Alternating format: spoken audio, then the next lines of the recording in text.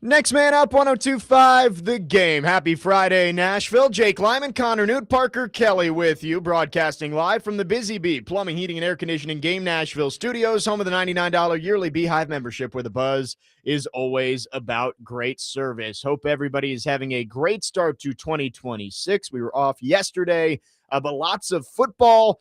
3 college football semifinals, or quarterfinals yesterday, and the same semifinals are set. We will get into that. We'll talk some Titans as they prepare for the regular season finale in Duval on Sunday. And Justine Passat from Vanderbilt Women's Basketball going to join us at 10 o'clock. Connor, how's it going? Good. It feels like it's been a while, but it also hasn't been a while, if that makes sense. I guess it's just been 2 weeks, right? Yeah. Because we didn't have a show last Friday. I was here last Friday on the Right. air, but as far as you and me, it feels like it's been a while. Yeah. So. We haven't done as many shows with the holidays on Fridays, so fine by me. It's good. We on some level, we might be more consistent here moving forward as we enter 2026. Thank you for getting a easier Vanderbilt women's basketball player name for me to say. Although I think I did all right with the last one. You did. This one will be better. You had to get some practice in, but you did a good job. Yeah, Justine Passat going to join us at 10 a.m. Vandy 14-0. I got back from Fayetteville last night. Vandy 88-71 winners over the Razorbacks. And LSU coming in on Sunday.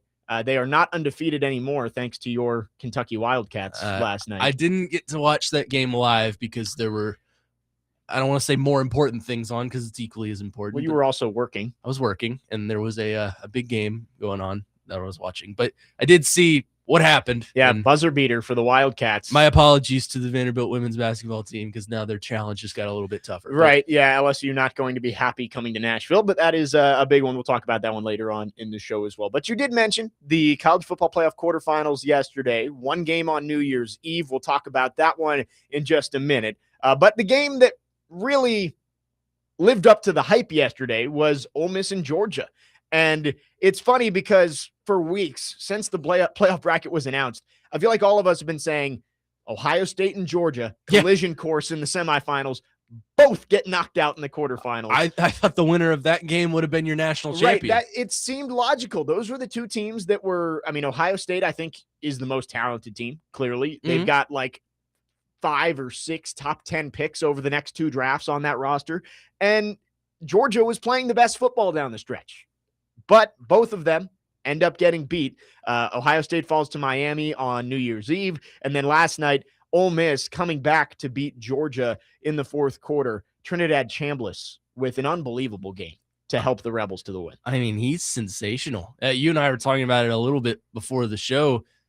I think he's coming back to college next year. He's suing for a medical redshirt year, right? Which he'll probably win. I don't believe he's suing. He's just appealing, which is fine. Like we're using suing because that's what Diego Pavia is doing. But I think he just put in a waiver for a medical redshirt, which he'll probably get. I think that is the expectation, is that he is going to get that redshirt. But you never know. Not that college football playoff games determine draft position, right? Like, you've got to look at the entire body of work. But Trinidad Chambliss, I'm sure, got some NFL teams' attention last night with the way that he played. I mean, I think he would be a solid day 2 pick. I could see a team taking a chance on him, kind of like a Tyler Shuck. Maybe a team just taking a chance on him in the 2nd or 3rd round. I think that would work out nicely. He's a little smaller. And again, he played D2 football for 4 years. Well, Joe said it, I think, earlier. He reminds me of Kyler Murray on some level. He's got even a little Russell Wilson to his game. Yeah, he does. I liked him yesterday, and I had the thought of, hey, if you're a team like the Rams, we've talked about the Rams as a team that need to figure out their future quarterback plans, because Matthew Stafford, he's an MVP candidate this year, but he's considered retirement for each of the last couple of off seasons, and you just never know when he's going to be done. You need to have a plan. But the Rams, they're a playoff team. They're not going to have a chance to go get Fernando Mendoza or Dante Moore at the top of the draft. Chambliss seems like a guy that has those intangibles, the it factor. Yeah. And I wonder if maybe a Sean McVay can look at that in the 2nd or 3rd round and say, he's got that. I can teach him some of the other stuff, and maybe he can be our quarterback of the future. Based on what I saw yesterday, Mendoza looked good. I'm still not sold on him being, this generational prospect or whatever, and I don't really think anyone is, but I'm not sold on Dante Moore. He did not look very good yesterday. That Texas Tech defense really good. Yeah, that's true. But he just wasn't going through his progressions much. He couldn't make the simple throws, and I think that was part of the problem for Oregon was they weren't doing the little things right early on in the stretch, and then they kind of did later on. But I just wasn't sold on him. I think the best thing for Dante Moore is to go back to school. I agree. But if there's an NFL team willing to take him second overall, I'm sorry. Grandpa Phil isn't going to put together an NIL package that can match $50 million guaranteed or whatever his rookie contract would give him. So if he's being told by his agent and, front officers are saying, yeah, if Dante Moore comes into the draft, somebody's going to trade up and take him second overall. It'd be pretty hard for Dante Moore to say, no, I'm going to go back to school and risk injury and risk falling, because that's happened before to these quarterbacks who, hey, I'm going to go back to school. They don't have as good of a season next year. They get injured, and then they end up being a fourth-round pick, and you lose a ton of guaranteed money. But to tie this back to the local team, don't you feel a lot better now taking Cam Ward, seeing these two quarterback prospects? I mean, yeah. I think Ward's a better prospect than both of them. That was a lot of the pushback on Cam Ward was just trade back and you can take a quarterback next year. And you could take Abdul Carter, who we know what Abdul Carter has been this year. I think Titans fans would be very disappointed in the look of this class if you didn't take Cam Ward last year, because Fernando Mendoza, I think, could be a fine quarterback. The comps that he's getting is like Kirk Cousins and Matt Ryan. Are those bad quarterbacks? No, but it's not like the ceiling is all that high for Fernando Mendoza, I don't think. With Cam Ward, you at least are starting to see that upward progression. And, the guys that everyone was pointing to when you're saying, oh, trade back and take a quarterback next year, Arch Manning, who did look good in the he's going to be better next year in the game against Michigan. And then Garrett Nussmeier and Lenore Sellers and coming back to school. Nussmeier is probably like a day 3 pick. Right. Drew Aller, like all these guys may not get drafted. They're not at the top of the draft. So no, I agree with you. I think that worked out well for the Titans. Back to Ole Miss and Georgia. Ole Miss advances to the college football playoff semifinals. And Lane Kiffin got paid $500,000 for that win, by the way. But and tweeted like he actually did something. Right. But is the funniest possible outcome now Ole Miss winning it all while Lane sits there in LSU? Because a large reason, I don't know if he said this outwardly, but a big reason why Lane left Ole Miss is I think he believed that he didn't have a chance to win a national title with Ole Miss. At LSU, you have more resources, and he felt like he could go win a national championship. If Ole Miss goes and wins one without him, I think that is the funniest possible outcome for the rest of the college football playoff. I think it would be funny if they just made the national championship. Right. Because that says, look what we can do without you. And I also think it would be funny in the longer term things if Lane Kiffin just never makes the college football semifinal with LSU. Yeah. Which I think is a true possibility. He's got the resources to do it, but we know what Lane Kiffin is. And Lane Kiffin tends to choke when the lights are bright. Yeah. So. Yeah. I think Lane Kiffin, it's, who knows what he's going to end up doing at LSU. That's going to decide whether being in and out in 5 years. Right. Whether he made the right decision, that'll be determined by what he does at LSU. But it is funny to see him leave and everybody kind of leave Ole Miss for dead and say, they're not going to really do much in the playoff now that Lane's gone. To see them go and beat Georgia and go to the national semifinals, it's pretty funny. And they play Miami in the Fiesta Bowl coming up next week. So excited for that one. And man, one of the better games that you'll see between Ole Miss and Georgia yesterday. Ole Miss were tight takes the 10-point lead. Georgia goes down. They're able to get it within 3. And then, of course, the chaos at the end of the game where they push the stage onto the field twice and have to pull it back off because they couldn't figure out when the game was actually over. I didn't know you could do an onside punt after a safety. You can, but I believe on a free kick, the clock is supposed to run. Like, I think that Ole Miss, if they had not been down, the clock would have run to 0. But Since Ole Miss fell on it and was immediately down, they got that chance at the pitchy woo-woo at the end of the game. Which was bad. That was hard horrible. to watch. Well, and then the offensive lineman just throwing the most obvious blindside block of all time while the play's going on. I'm like, that's the one thing you can't do. You can't get a penalty, because then if you do somehow get to the end zone, it's coming back and the game is over anyway. Well, it was deserved because they missed that horrible face mask call on Georgia. Like, there was no call on that. I was like, what are we doing? Yeah. If Ole Miss loses, the whole thing is going to come back to that one call. I mean, Golding getting the Gatorade dumped on him and then having to go back to the sideline for one more play. It was all chaos. I'm still not convinced he's a good coach yet, though. I mean, I think it was about as good as Ole Miss could have done for this year to keep him, right? Like, you keep him, you instill confidence. Hey, you're not just our interim head coach, you're our head coach for the future. I think that's probably part of the reason why Ole Miss has been able to keep everything together. But yeah, I agree. I don't know long-term, is Pete Golding going to be the guy for Ole Miss? But as of right now, I honestly think I'm going to pick him to win against Miami. Miami's defense was unbelievable. Bane's a monster. And we're going to talk about that game coming up next. Miami upsets Ohio State on New Year's Eve. And again, they will take on Ole Miss coming up next week in the Fiesta Bowl. 615-737-1025 is the phone number if you want to text or call. Our phone line's driven by WilsonCountyHyundai.com. A couple of texts. Cameron says Cam Ward's comps were worse than Kirk Cousins or Matt Ryan. Again, it's, a comp is not exact, but like, there were people comparing Cam Ward to Patrick Mahomes, were they not? Yeah. Like Louis Riddick, I believe, was the one who said it most outwardly. I mean, yeah, not like you said, not comps. Comps aren't gospel, right? But, it's like that's not exactly who you're going to turn into. But in terms of play style, that's kind of what I was thinking. John says, I think it's time to admit the Big Ten runs football. If OSU didn't choke, there would be 3 teams in. But either way, they own the SEC in these bowl games this weekend. Yeah, I mean, Dr. Locke may not call in today because his Buckeyes lost. And he's reeling. He did tell us it was a foregone conclusion that Ohio State was going to win. But he has been getting on us for SEC bias. And I agree. The SEC has, it seems like they've come back to earth in football a little bit. Other sports, the SEC is head and shoulders above everybody else. But yes, in football, it's hard to deny the Big Ten could possibly win a 3rd straight national championship. It's hard to deny that the SEC is, maybe a step on. Right? Well, our conclusion we've come to over the past several months that the middle of the Big Ten can't compete with the middle of the SEC has been proven wrong. We have a little pie in our face there. So we'll eat that one. Yeah.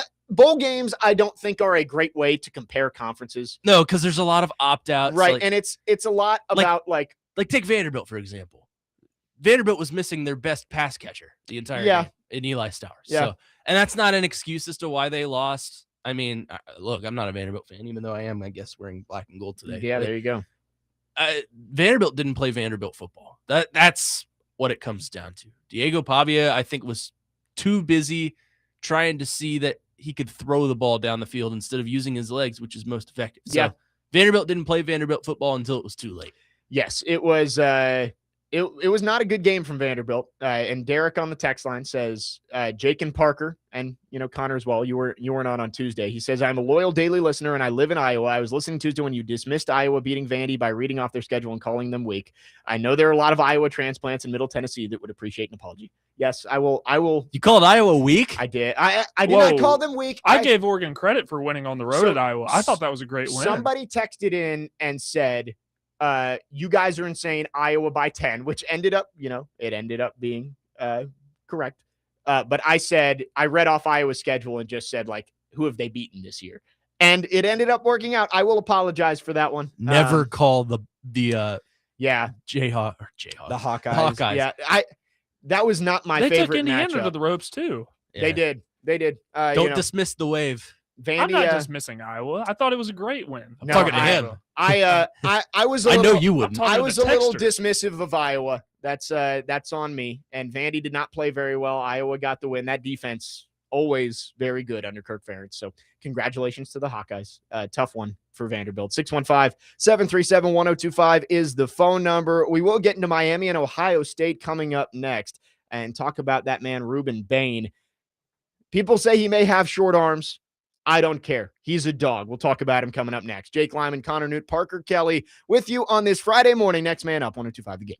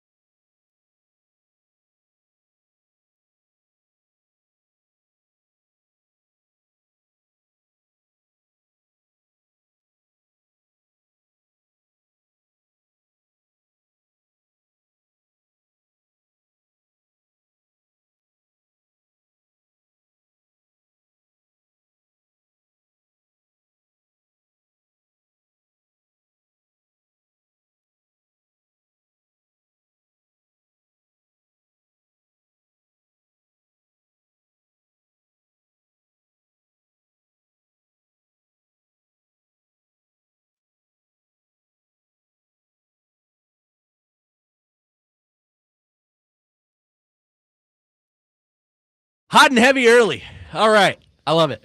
Leading off with Sabrina. It's my gal. It's a strong start. Looking for a good spot to watch NFL games this Sunday? You can come by Twin Peaks in Cool Springs, home of the 29-degree beer, and join 102.5 The Game for the pregame show before the Titans take on the Jaguars. The pregame show is brought to you by Tennessee Brewworks and Circa Sportsbook Kentucky. Jake Lyman, Connor Newt, Parker Kelly. Next man up, 102.5 The Game, looking back at the college football playoff quarterfinals over the last 2 days. And on New Year's Eve, Ohio State and Miami, I will say probably the two most talented teams that were remaining in the college football playoff. I mean, you could have arguments about teams like Alabama, but, they got crushed. Yeah, which Alabama are you talking about? I'm talking about in terms of NFL talent. I think Miami and Ohio State have the most. And Miami pulls off the upset, beating Ohio State. Julian Sayin, who I could not believe the stats that they were reading off, that he had been sacked 6 times in the regular season. He looked awful. He got sacked 5 times by Indiana in the Big Ten championship, and I believe 5 times again in that game against Miami. The Miami defense set the tone early. Ruben Bain, Messidor on the other side, they both made plays, and the pick 6. That was, I blame, who was it in the slot? It was Jeremiah Smith, I think. He did not block the slot corner on the screen pass, and the corner just jumped the route and took it back for 6. So unbelievable game from Miami. They pull off the upset, beat Ohio State, end the Buckeyes' chances at back-to-back national titles. And got to say, the way that Miami defense is playing, I wouldn't doubt them to keep winning and keep this Cinderella run going. Yeah, they're a talented team. Their defense is playing at a great level. Ruben Bain, I wouldn't say he's my draft crush, but if the Titans ended up taking him, I would not be mad. So I like Arvell Reese better, but I think in terms of that game, that whole game for me was a Titans draft scouting report. Well, and it's funny. There were a lot of players on that team, right? Both teams that I was like, Titans may want to take a look at this guy. Just like I said with Trinidad Chambliss, a guy's draft position isn't set by one game. But I think if you were watching that as a Titans fan, you saw a lot of names that have been rumored for the Titans. Arvell Reese, Carnell Tate, Ruben Bain. Carnell Tate did not have a great game. No. Arvell Reese was pretty quiet in that game. Ruben Bain showed up. And the debate with Ruben Bain, I think, is not whether he is a good player. I think Ruben Bain is going to be a phenomenal player in the NFL. But is he worthy of a pick as high as the Titans are going to have based on what his positional value might end up being? No one on the edge has 31-inch arms, and that's what Ruben Bain has. He's probably going to have to play inside. Is that worthy of taking with the 3rd, 4th, 5th overall pick like the Titans are going to have? Right, but it did surprise me. They flashed the graphic at the bottom, and it said Ruben Bain, ESPN number 16 pick, according to Mel Kiper. And I was like, that's low. Right. He's at least a top 10 pick, in my opinion. But you wonder if people are going to look back on this and be like, man, how are we so stupid that we passed on a player this good because his arms weren't long enough? And I worry about that too, because watching that game and watching the game against Texas A&M, he dominated. Like, he was a factor on every play. I saw there was one play. I don't think Bain ended up getting the sack, but it was a sack. And Bain just pancaked the right tackle. And the right tackle. That was Messidor. They combined for that. Right. So Messidor got the sack, but Bain pancakes the right tackle. And I just saw the right tackle lay on the ground like a starfish for like 3 seconds. He was absolutely gassed. I like Messidor too. I do too. I think he's good. I do too.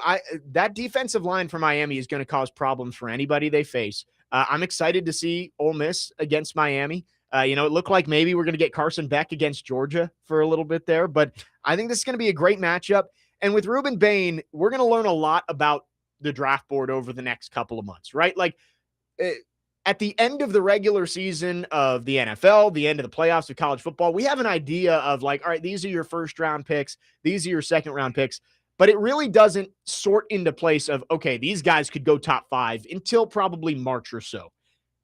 I think if the Titans are going to go pass rusher early, picking 3, 4, or 5, it's going to be Arvell Reese or David Bailey from Texas Tech, who had a really good game yesterday. He was good.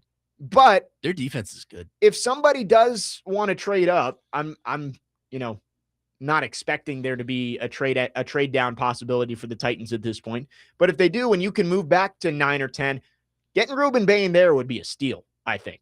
But I do just wonder, in terms of positional versatility and positional value, is Ruben Bain worth the 4th overall pick like the Titans have right now? This is a conversation TD and I have had a couple of times, and that I've always been under the mindset I like Reese better than Bain. Bain proved me wrong a little bit the other day. Reese proved me wrong a little bit the other day. When they go head to head, I was like, okay, who's going to stand out more? It was Ruben Bain. Yep. So I say this to say, if the Titans, let's say they pick at number 4, which is where I think they are right now, they could slip to number 6, but I think they'll stay in the top 5. If they pick Ruben Bain in the top 5, I don't think I would be mad. I think I still want Reese more than Bain, but Ruben Bain, I think, is going to be a good player in the NFL. So I agree. I think he is going to be a good player. I guess you could make the comparison of like premium ingredients versus, non-premium ingredients. The like Kroger brand. If you're not even that, but like if you're cooking and it's like, I want to make a good meal. It's like you go and find a nice steak, and that's your premium positions, your edge, your wide receiver, your cornerback, your tackles. It's like, there's this cheese over here. It's really nice, but are you going to pay $45 for some cheese when really the main ingredient is the steak? It's like that's the question with Ruben Bain. I'm sure that cheese is great, but is it worth that kind of value that you're giving up to take it? Or do you want the quick and easy? Just roll through a McDonald's. There you go. Take Arvell Reese. 615-737-1025 is the phone number. Let's go to our phone lines, driven by WilsonCountyHyundai.com. Keegan is on the line. Keegan, thanks for calling. Go ahead. Hey, fellas. So just to talk about Miami a little bit, I had texted in before New Year's, and I had predicted for Miami to win. And you guys made some really good points about a lot of it coming down to Carson Beck, making mistakes, possible interceptions.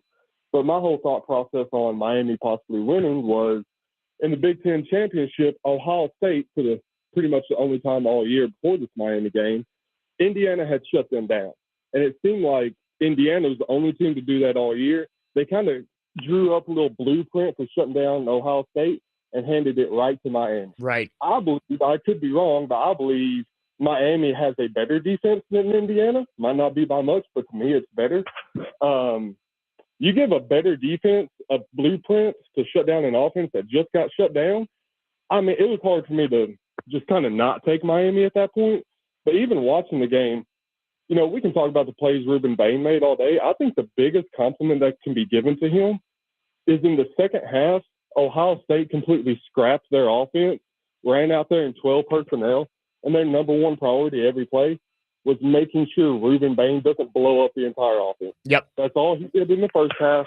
They went out there and they changed everything just to make sure Ruben Bain was blocked.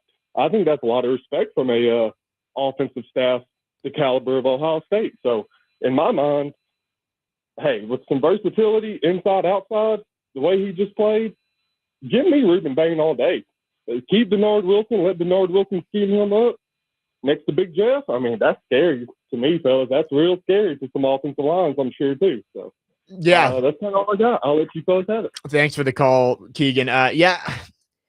I wouldn't be upset if the Titans stuck and picked Ruben Bain. I understand the positional value debate, but I do think you're going to get a really good football player if you take him. That's why I'm okay with them, maybe not having the number 1 pick. Of course, I would like to sell off and get more for the future. Right. But the second best scenario is you get a really good player at a really premium position, which you can only get through the draft. So I'm okay with it. Right. It's just there is not a whole lot of history of success for pass rushers with short arms, right? Like on that position that get taken that high. You take a guy that high with short arms, usually it doesn't work out. They have to move inside. But I also look at the possibility of, Tavondre Sweat, Jeffrey Simmons, and Ruben Bain as your front three in your defense next year. And, that's pretty tantalizing, but you still would be missing that edge guy unless somehow Femi turns into a guy that is feared out there on the edge, which we haven't seen enough of yet. Well, let me bring this to your attention. Who's the last guy we had the short arms debate about? Peter Skronsky. More recently than that. Last draft. Why am I blanking? Will Campbell. Oh, yeah, Will Campbell. Will Campbell. And I understand. He's worked out, yeah. Yeah, he's looked fine. He's on a contending team in the AFC, so that probably helps. But he's looked like a good offensive lineman. And I understand offensive linemen and defensive linemen are two very different positions. But don't always give into the stock that, oh, he has short arms, he's not going to be a good player. Right. No, and it's just about the reach on the outside, right? Like if you have 31-inch arms and the tackle has 33.5-inch arms, he's going to get to you before you get to him. Like that's the whole point of it. But the speed he moves at, just watching him the other day, it works for him. Yeah, I'm very interested to see how the top of this draft board shakes out, because there's so many prospects that are considered to be in that top 5 pick range, but you just don't know who's going to end up going ahead of who. Like Jordan Tyson versus Carnell Tate, Reuben Bain versus Arvell Reese. Who's going to go first? Who is more valuable? We're going to find that out over the next few months. 615-737-1025 is the phone number if you want to text or call. Our phone line's driven by WilsonCountyHyundai.com. Tonight on Totally Hits 93.3, catch MTSU men's basketball as the Blue Raiders take on Louisiana Tech at 6:30. Coverage is also available on the Totally Hits Nashville app and at TotallyHitsNashville.com. When we come back, we'll talk Indiana. I am done doubting Kurt Cignetti. I've been saying for weeks, doubt Kurt Cignetti at your own risk. I'm just going with don't doubt Kurt Cignetti as he blows out Alabama and moves on to the college football playoff semifinals. We'll talk Indiana coming up next. Jake Lyman, Connor Newt, Parker Kelly, next man up, 102.5 The Game.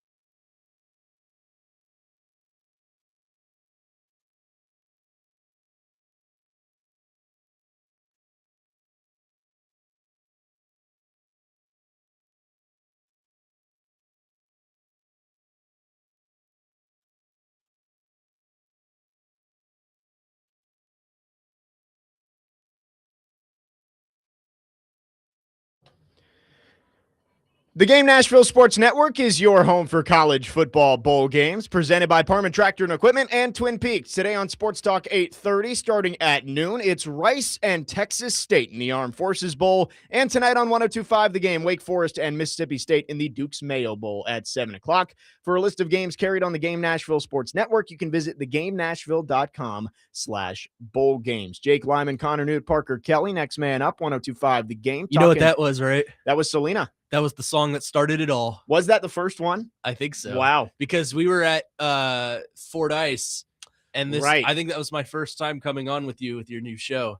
And Parker asked me, "What do you want coming There you back?" go. And I was like, "Play me that." And Wow. then it sparked a whole revolution. revolution. All coming full circle. Yeah, On the look at that. second And day guess of the new what? year. We're going to hear from Michael Bunting on the show today, too, just like we Oh did that yeah. day. Let's go. I haven't mentioned that yet. Max Hers cannot visit us today, usually in for an hour on Fridays. He'll be back next week. But in his stead, he has passed along an interview from last night's game in Seattle with Michael Bunting. So we will play that for you later on in the show. But we are talking college football playoff here. The semifinals are set. We've talked about one half of the bracket. We're going to see Ole Miss and Miami in the Fiesta Bowl. On the other side, Indiana blows out Alabama in a game that I did say on Wednesday that I was picking Indiana.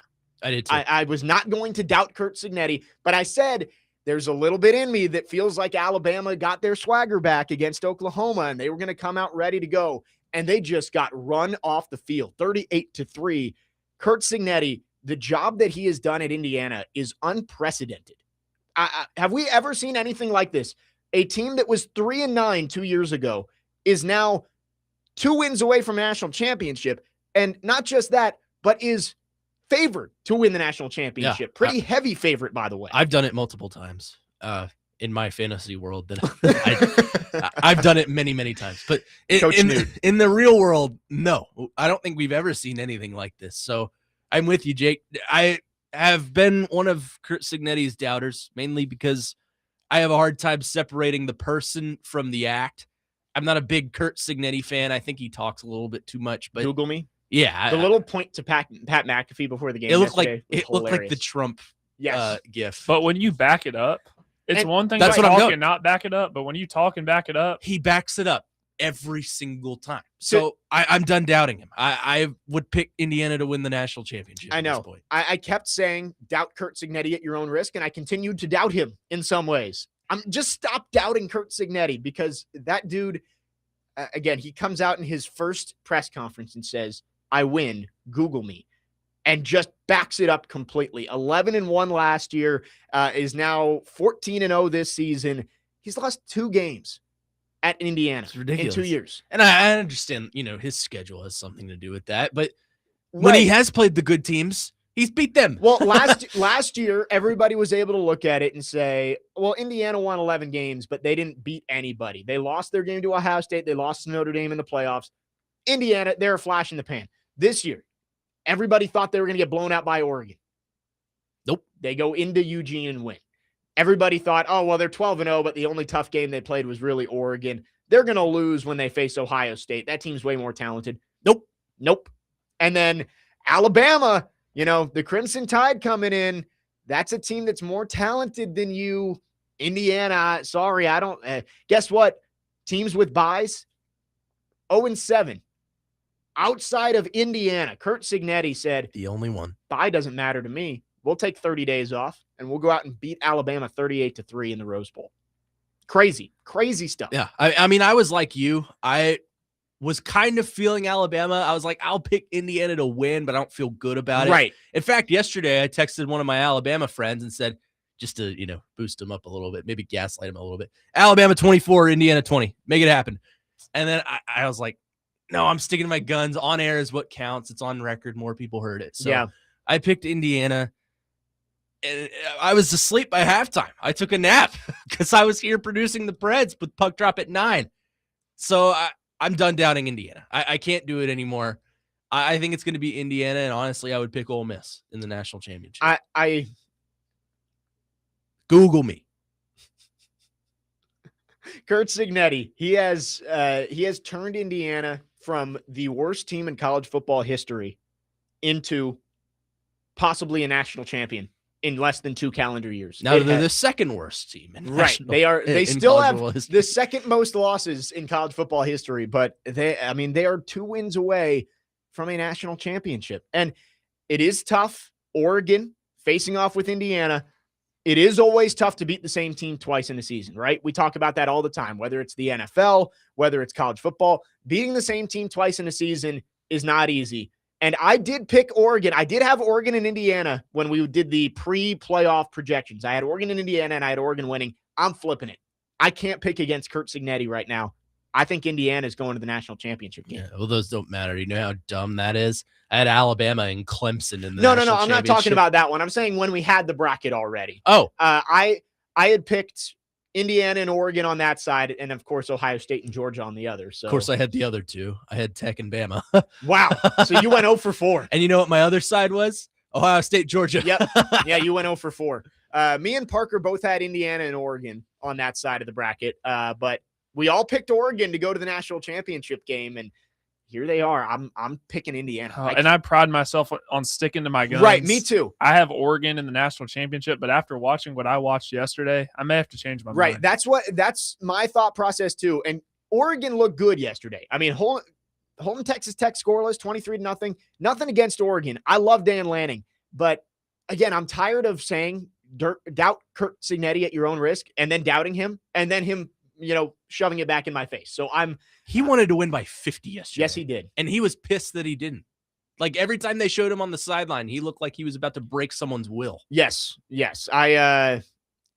Indiana, one of the craziest turnarounds we have ever seen, maybe the craziest turnaround we've ever seen. And I said it earlier this week that I struggled with Indiana for the same reasons that I was upset that people were struggling with Vanderbilt, right? Like, it's tough to separate the logo from the team at sometimes. And as much as I hated that teams that people couldn't do that with Vanderbilt, I did it with Indiana. I'm a hypocrite in that way.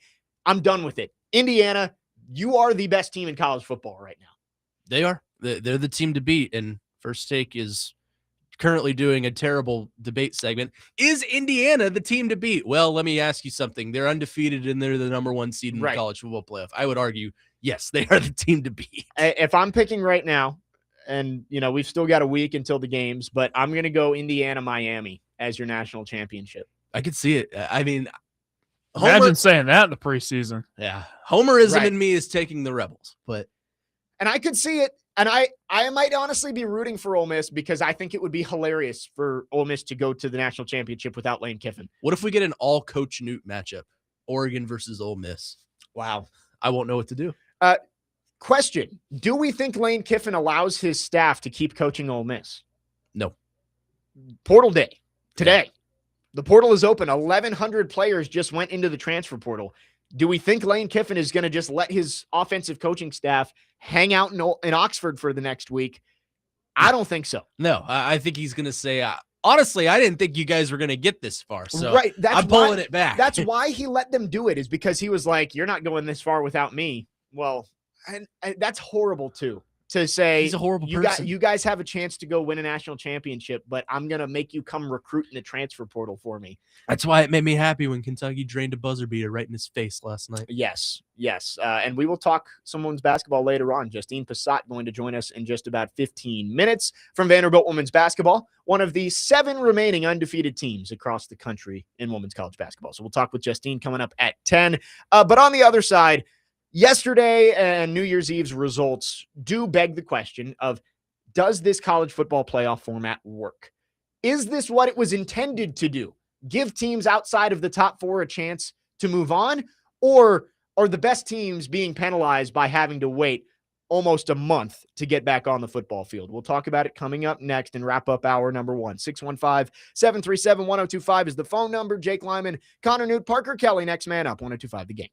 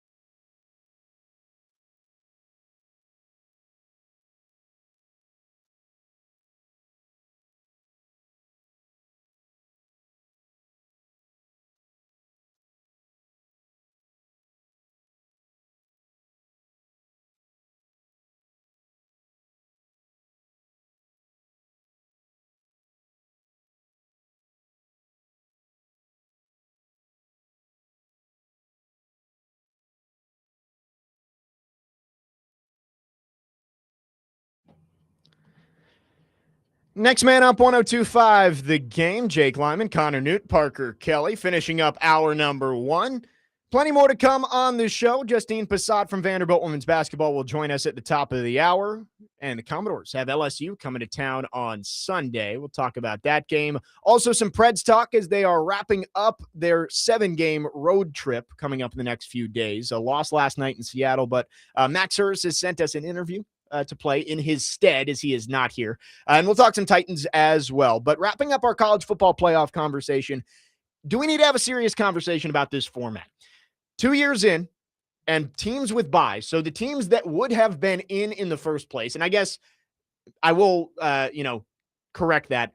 Last year, the Boise State and Arizona State, they would not have been in, but they got the buys based on the format. But for the most part, the teams that would have been playing for a national championship in the 14 playoff have been losing. Is that good? Because that's why you do the 12-team playoff, to give more teams an opportunity to go win a national title. Or is it showing you that this format and the scheduling needs to be changed so that these teams aren't waiting 4 weeks to play football again? Yes and no, because I like that we're seeing new teams and new powers emerge. Like in a 14 playoff, would you ever see Miami, Indiana, Ole Miss, and Oregon? Oregon's the only one I think you could argue. Is Oregon the only one of those teams that has played in a 4-team college football playoff before this? Yes. Yeah, Ole Miss never did. Only 2 of these teams have ever won a national championship. Right. Ole Miss and Miami.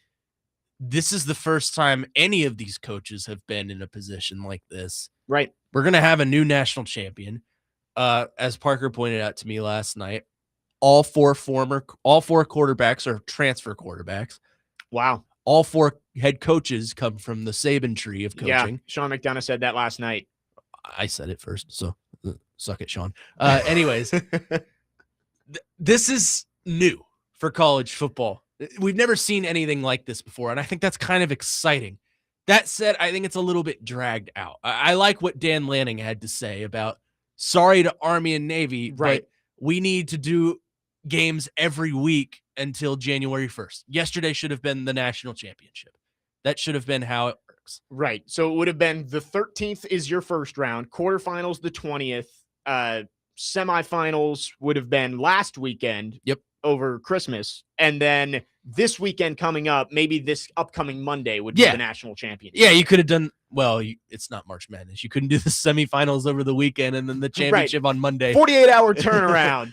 But he's right. I don't like the scheduling of it. I think it's too dragged out. There's too much time in between conference championships and the first round of the playoffs, or even before that.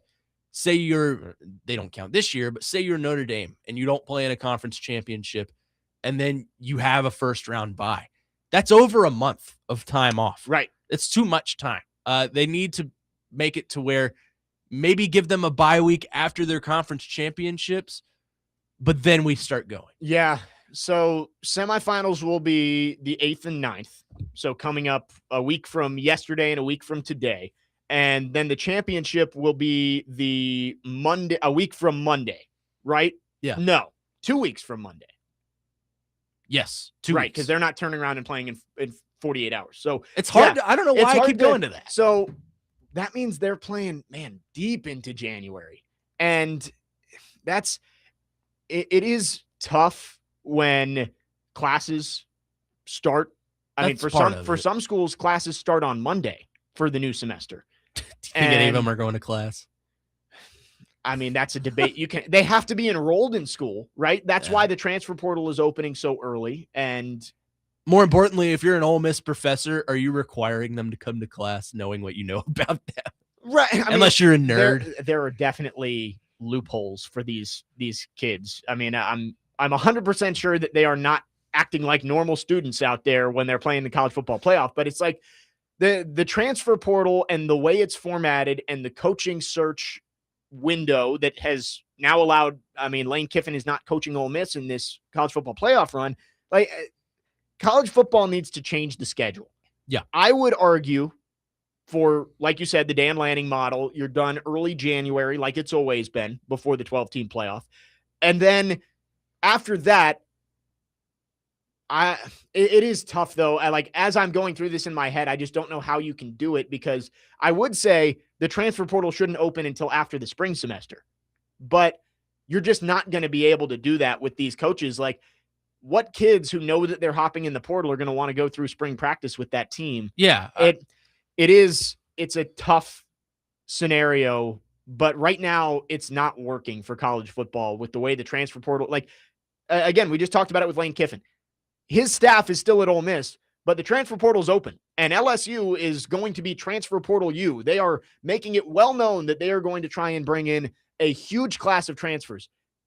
All those coaches should be focused on playing Miami in 6 or 7 days. Yeah. Instead, they're probably more focused on Some getting 13-year-old is just dying laughing at you right now. Yes. I say it now that it's a thing, I say 6 or 7 way more often than I thought I did. But they are more focused on the transfer portal, I'm sure. And that's not how college football should be. You should be focused on this season before you're looking at next year. Yeah. Ole Miss isn't the only school battling that. Look at Oregon. Will Stein is the head coach at Kentucky. Both coordinators are gone. Right? Yeah, both of them. Yep. One's at UCLA, or was it Cal? One of the two. Yeah, one of the two. UCLA hired JMU's coach. Yeah, oh, right. They'd hired Chesney, so yes. Yeah, Cal. So Cal. But both of them are scheming and trying to get guys in the portal while preparing for a college football semifinal. Right. It's just, I'm with Lanning. The portal and the season should not be going on at the same time. And I think they have something in place to where teams that are competing still have their own window. Like it's like a 10-day window after their last game or something like that. You can enter the portal after your season ends. Like, it's not like, because the national championship game is after the one portal window closes. It closes on the 15th or 16th. Right, but how many coaches are communicating with players on contending teams? Like, how many Ole Miss players do you think Lane Kiffin is communicating with right all now? Of them, I'm sure. Yes. It's college football. There needs to be more structure. It's just, to use the old cliche that's been used basically since NIL started, it's the wild, wild west. Like, there really is no rules. The NCAA is basically saying, when it comes to all the eligibility stuff, like, we need Congress's help. We're not going to do anything until Congress does something. At least they finally cracked down on one obvious thing they should have done.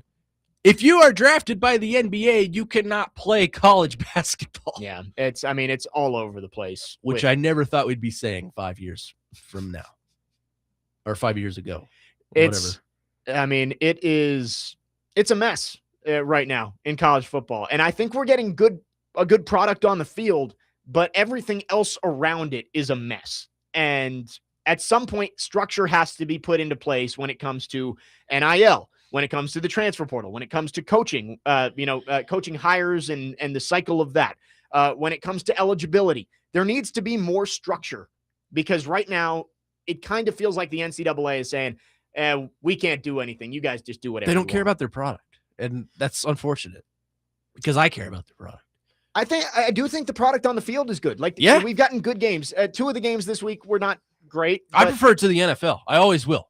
But we won't get into that. No, I know, because I know how you are. I just think that there needs to be sweeping changes around college football, and we've ventured into the wilderness with absolutely no map and no plan for how we're going to do it. It's like, all right, NIL's a thing. You can transfer wherever you want and however many times you want. Coaches, you can get hired in December, and your team can keep playing until mid-January. Like, there's just so much going on, and I don't know how they're going to fix it. But we do have our college football playoff semifinals set, going to be Indiana and Oregon, and then Miami and Ole Miss to play for a national championship. So we'll have more to talk about next week with that. But when we come back, Justine Passat from Vanderbilt Women's Basketball is going to join us. We'll talk about their win over Arkansas yesterday, now 14-0 for just the third time in program history. They got a big one with the top 5 LSU team coming up on Sunday. Jake Lyman, Connor Newt, Parker Kelly with you on your Friday morning. Next man up, 102.5 The Game.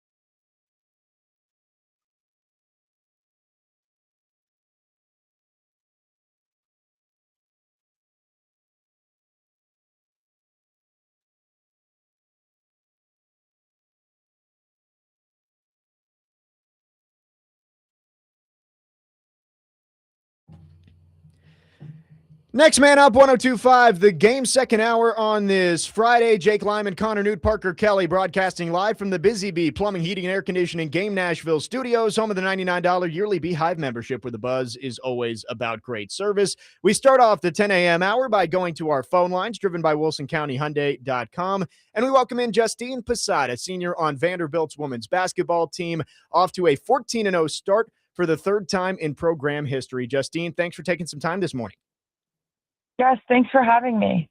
Well, Justine just mentioned it, 14-0, 1-0 in the SEC after a win over Arkansas yesterday. What's allowed this team to have so much success to start off this season? I think a big thing for us is that we love each other. I know that sounds so cliche, but I don't think you can have a basketball team where people don't love each other. We support each other in everything we do. We have each other's backs. We're always in the gym. And it's just fun basketball with this team for sure.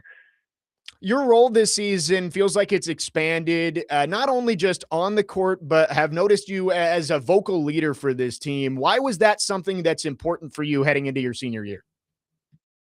Yeah, I think it's super important.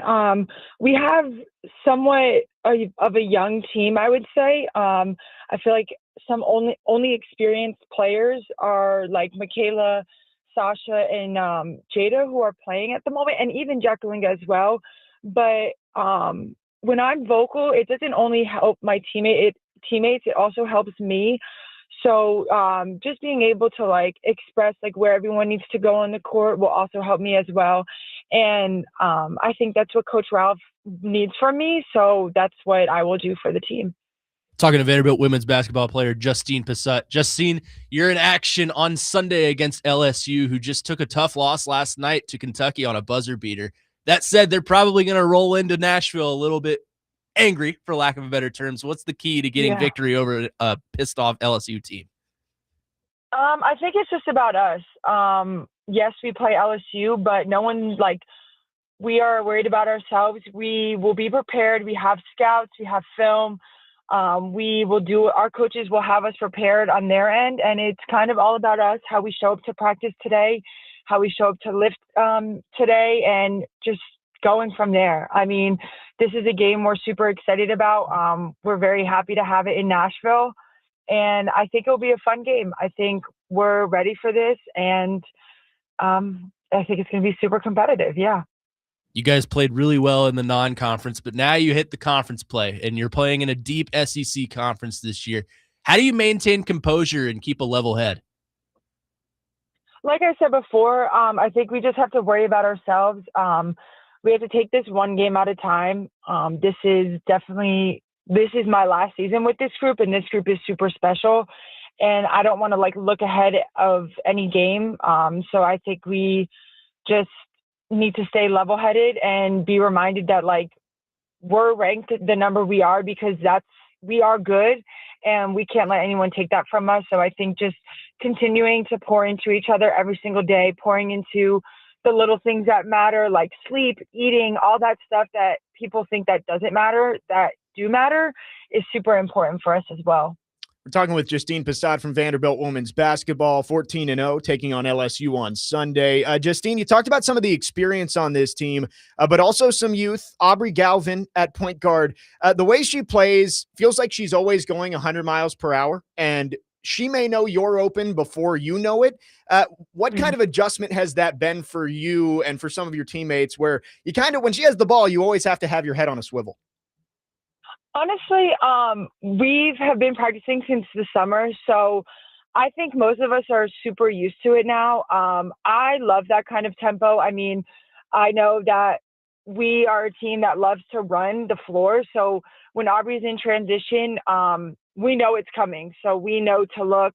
And if we miss the pass, it's dang, we'll get the next one, and she'll constantly hit you every single time, so we don't have to worry about that. But she's a great player. I mean, I wouldn't want anyone else to be on our team. I mean, I wouldn't even want her to be on another team because I would hate guarding that. But she's going to do some special things during this SEC time. So I'm excited for her, and she only makes our team better. Going ahead a little bit here, you're going to have the opportunity to head back home to New Jersey for a game over Martin Luther King Day weekend to take on Michigan. Yeah. I know you're local to New Jersey, Michaela local to New Jersey. Yeah. How special will that experience be, getting to play back in your home state, and I'm sure in front of plenty of friends and family? Yeah, it's great. I mean, it's something that Coach Ralph and the other coaches have kind of promised me. They were like, we're going to get you and Michaela back in Jersey. And I mean, I didn't know that we were able to do that. And when I found out about it, it was great. I was so excited to tell my family. I know me and Michaela are going to have hundreds of people there. So it's going to be fun, and it's going to be a top matchup. So it's, like I said before, it's going to be a very competitive and good game. Justine, you lead the team currently in 3-point percentage. What's the key to getting those shots in and making sure you're delivering from beyond the arc? Honestly, I think I stopped worrying about making shots, and that's what made me make shots. I know that sounds crazy, but I think definitely my past 2 seasons here, like I was so worried about, oh, I have to make a shot. I have to make a shot. Like I was only kind of giving myself that one-dimensional type of player, and realizing that I'm more than that, and like worrying about other things and steering away from making 3-point shots made me make some shots. But yeah, I mean, it's also what I have to do. I'm a shooter, so shooters always have to shoot, whether they make shots, whether they miss shots. And I also have to deliver other ways as well. So yeah. Last one for you here, Justine. We talked about the LSU game on Sunday. Top 12 matchup. Obviously, a ton of talent going to be on the floor from both sides.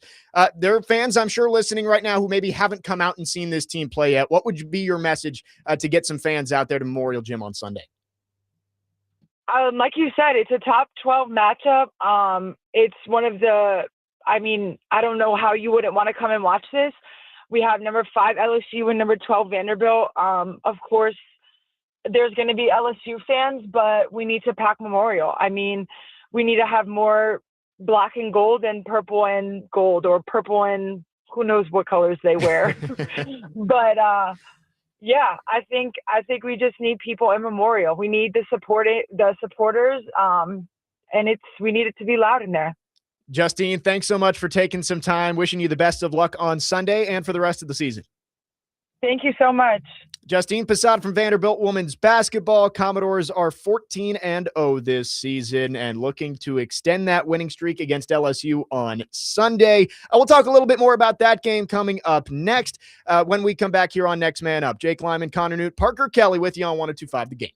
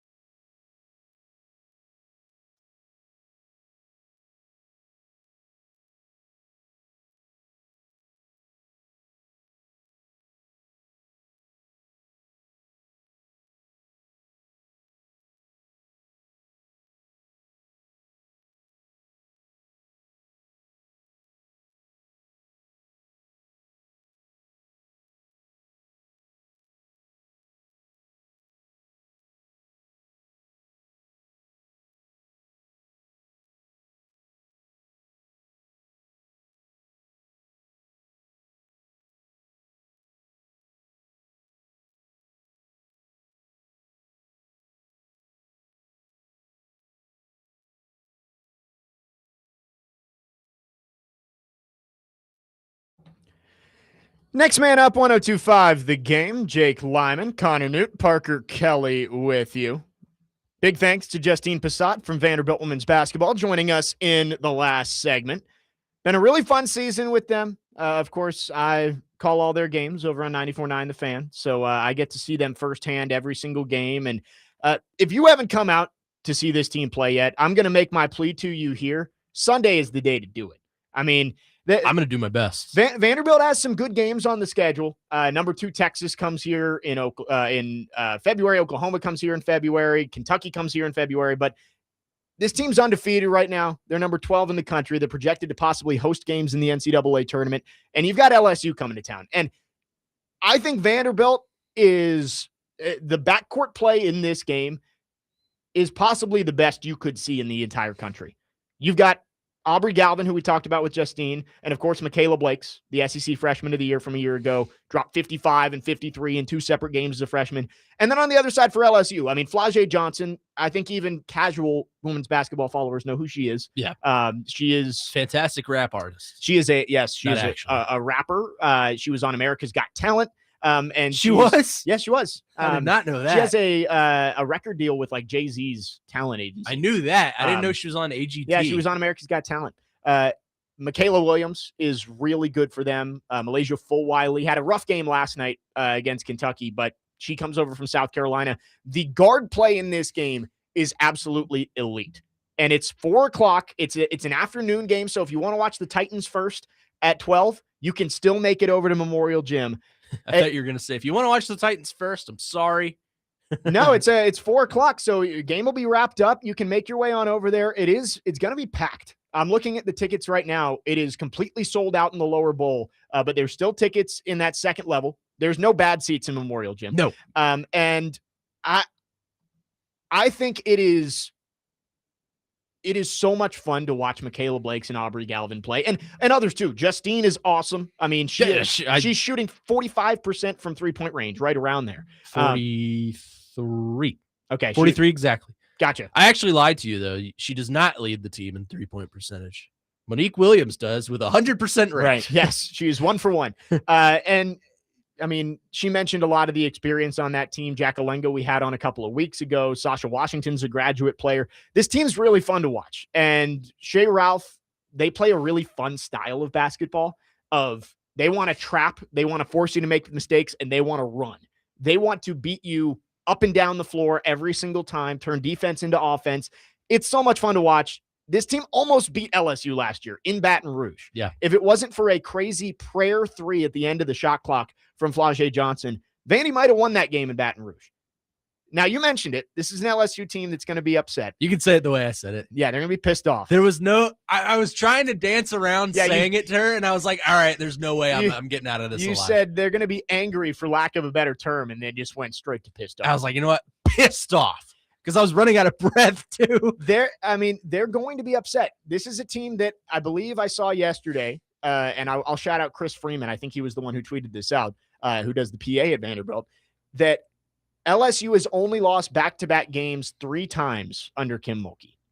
Vandy has a chance to make it 4. But I also saw this. Kim Mulkey has not beaten an SEC team ranked in the top 12 of the AP poll since she showed up at LSU. Really? Most of those games were against South Carolina, but they still have not beaten a team ranked in the top 12 in the AP poll. Well, this kind of goes back to what you and I have talked about before, and this is a different SEC this year in women's basketball. Like, you have your upper echelon, I would say, of South Carolina, Texas, and you could throw LSU in there. Yeah. But that second tier is a lot closer to that first tier than it has been in the past. Yeah. I would throw Vanderbilt is in that conversation. Kentucky, Oklahoma is really good. Tennessee, Ole Miss is good. Yep. There's like that second tier is a lot closer to that first tier than it has been in the past. So if you're planning on going to the game on Sunday, go. If you're not, go. It's going to be a good game. I'm going to try my best to get out there. I got some stuff to take care of here, but as soon as I'm done, I'm hoping I can get out there and go see you. I mean, it's going to just be entertaining, right? Yeah. Like, it's 2 different coaches too. Right.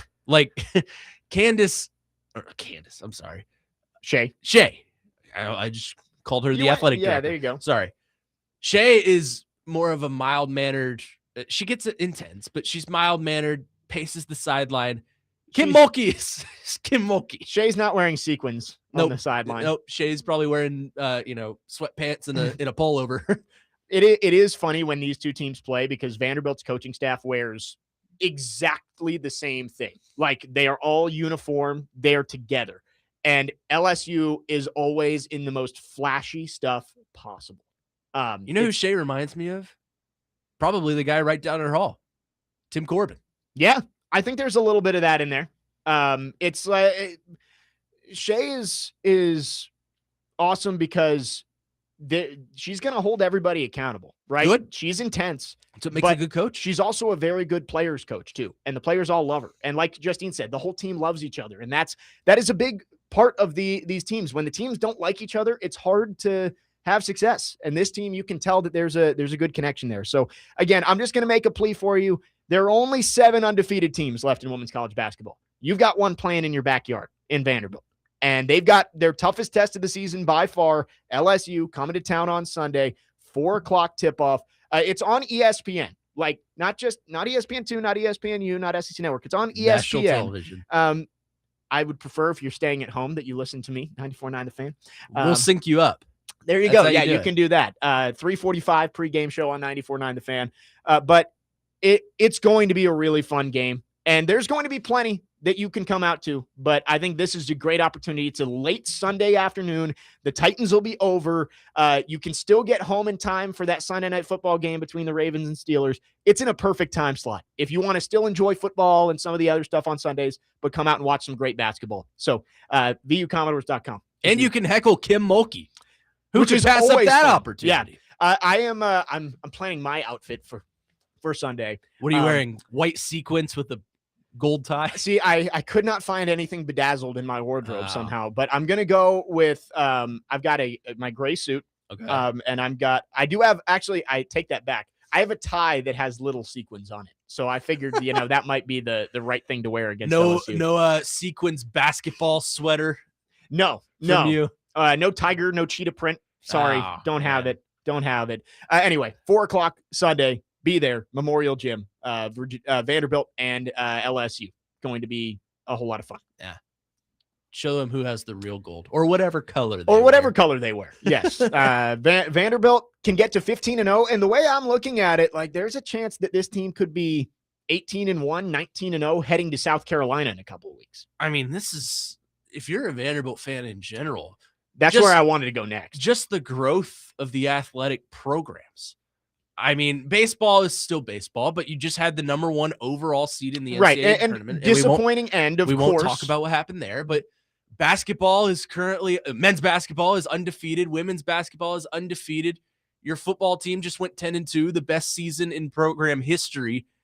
What more could you ask for? Right. I mean, the growth of women's soccer made the Elite 8, I think. Yes, they did. Okay. Yep. Look at me. Look back. Vanderbilt journalist right here. Look back 4 years ago at Vanderbilt.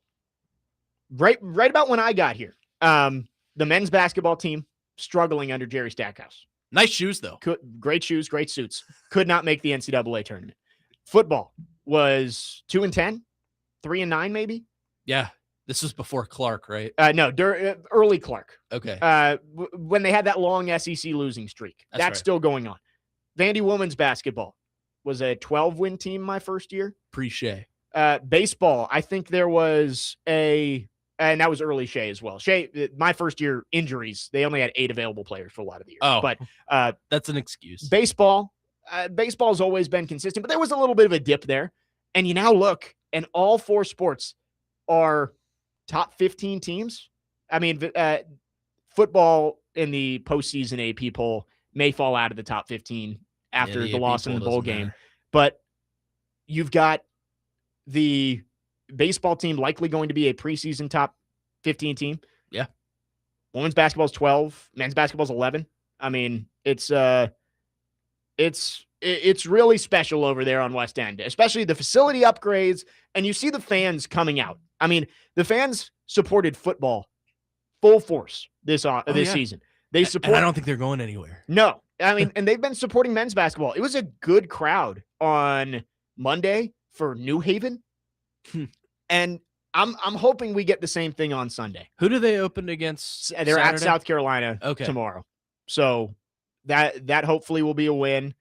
When is their first big one for the men's team? Let's see. I'll do some research. Oh, they have Alabama on Wednesday. Ah. Is that at home? No, it's yeah, it is at home. Alabama will be 1-0 after that. Yeah. Yeah. So who did they play? Kentucky. Oh, Saturday. yeah. So I mean, two huge opportunities. And like if you're looking for fun basketball, I promise you're gonna get it on Sunday and on Wednesday, right? Like Sunday, I talked about the guard play, elite. It's gonna be pretty high scoring in that game. Yeah. And then Alabama and Vanderbilt might end 110 to 108. Like That's a top 15 matchup. those though. teams score a whole lot of points. It's two fun teams, and I like Mark Byington. I think he's a fun coach. It's just a completely different style of basketball that we're used to seeing from Vanderbilt. It's very offensive minded. It's very swinging around, get open on the outside of the key and find whatever 3-point shot you can make. And it's so different, but it's fun to watch. Yeah. And Vandy fans out there, you've got two opportunities over the next 5 days to get out there and watch really good basketball be played. So again, that's my plea. And a big thanks to Justine Passat for coming on with us. Great stuff from her. She's played great this season. And, you know, if you need one big reason to come out to Memorial, and Teron Davenport can back me up on this, seeing Michaela Blake's in person. Oh, that's my goal this year. That is somebody that you will likely be able to look back on in 10 to 15 years and be able to tell people I saw her play in person when she was at Vanderbilt. She's going to be She is that good. Yesterday, just casual 35 points and 8 assists at Arkansas. I mean, that's the funny thing with Michaela is like it doesn't even look like she's going off. That's just how she plays. And you look up and you're like, oh, Michaela's got 30 again. How'd that happen? 615-737-1025 is the phone number if you want to text or call. Justin from Greenbrier on the text line says, come on, Jake, you can get a bedazzler on eBay and sparkle up your fit for the game. Yeah, come on. Should I get some bedazzles on the shoes? And let me go after this show, just send me your suit and I'll have my mom do it for you. There we go. I would love to ruin my suit for absolutely no reason, but I think I'm going to stick it to Kim Mulkey. Just to make fun of Kim Mulkey across the way. I can do this better than you can in my sleep. I did joke with that with Teresa Phillips, former TSU AD, former Vanderbilt women's basketball player. She was my color analyst my first year, and we joked that when LSU came to town, we were both going to wear sequined outfits, but they did not come, or no, they did come to Nashville that year. I guess we just decided against it. Anyway, oops. 615-737-1025 is the phone number if you want to text or call. Our phone lines driven by WilsonCountyHyundai.com. On the other side, we're going to talk some Predators. Max Hers usually joins us on Fridays. He is not here. He is catching up on some sleep in Calgary because, 9 o'clock puck drop in Seattle and then travel afterwards. Wasn't going to make Max get up and get on a Zoom this morning. That'll do it to you. So he will be back with us on Friday, but he did send us some content that we can play for you about the Preds coming up on the other side. We will do that after this. Jake Lyman, Connor Newt, Parker Kelly, next man up, 102.5 The Game.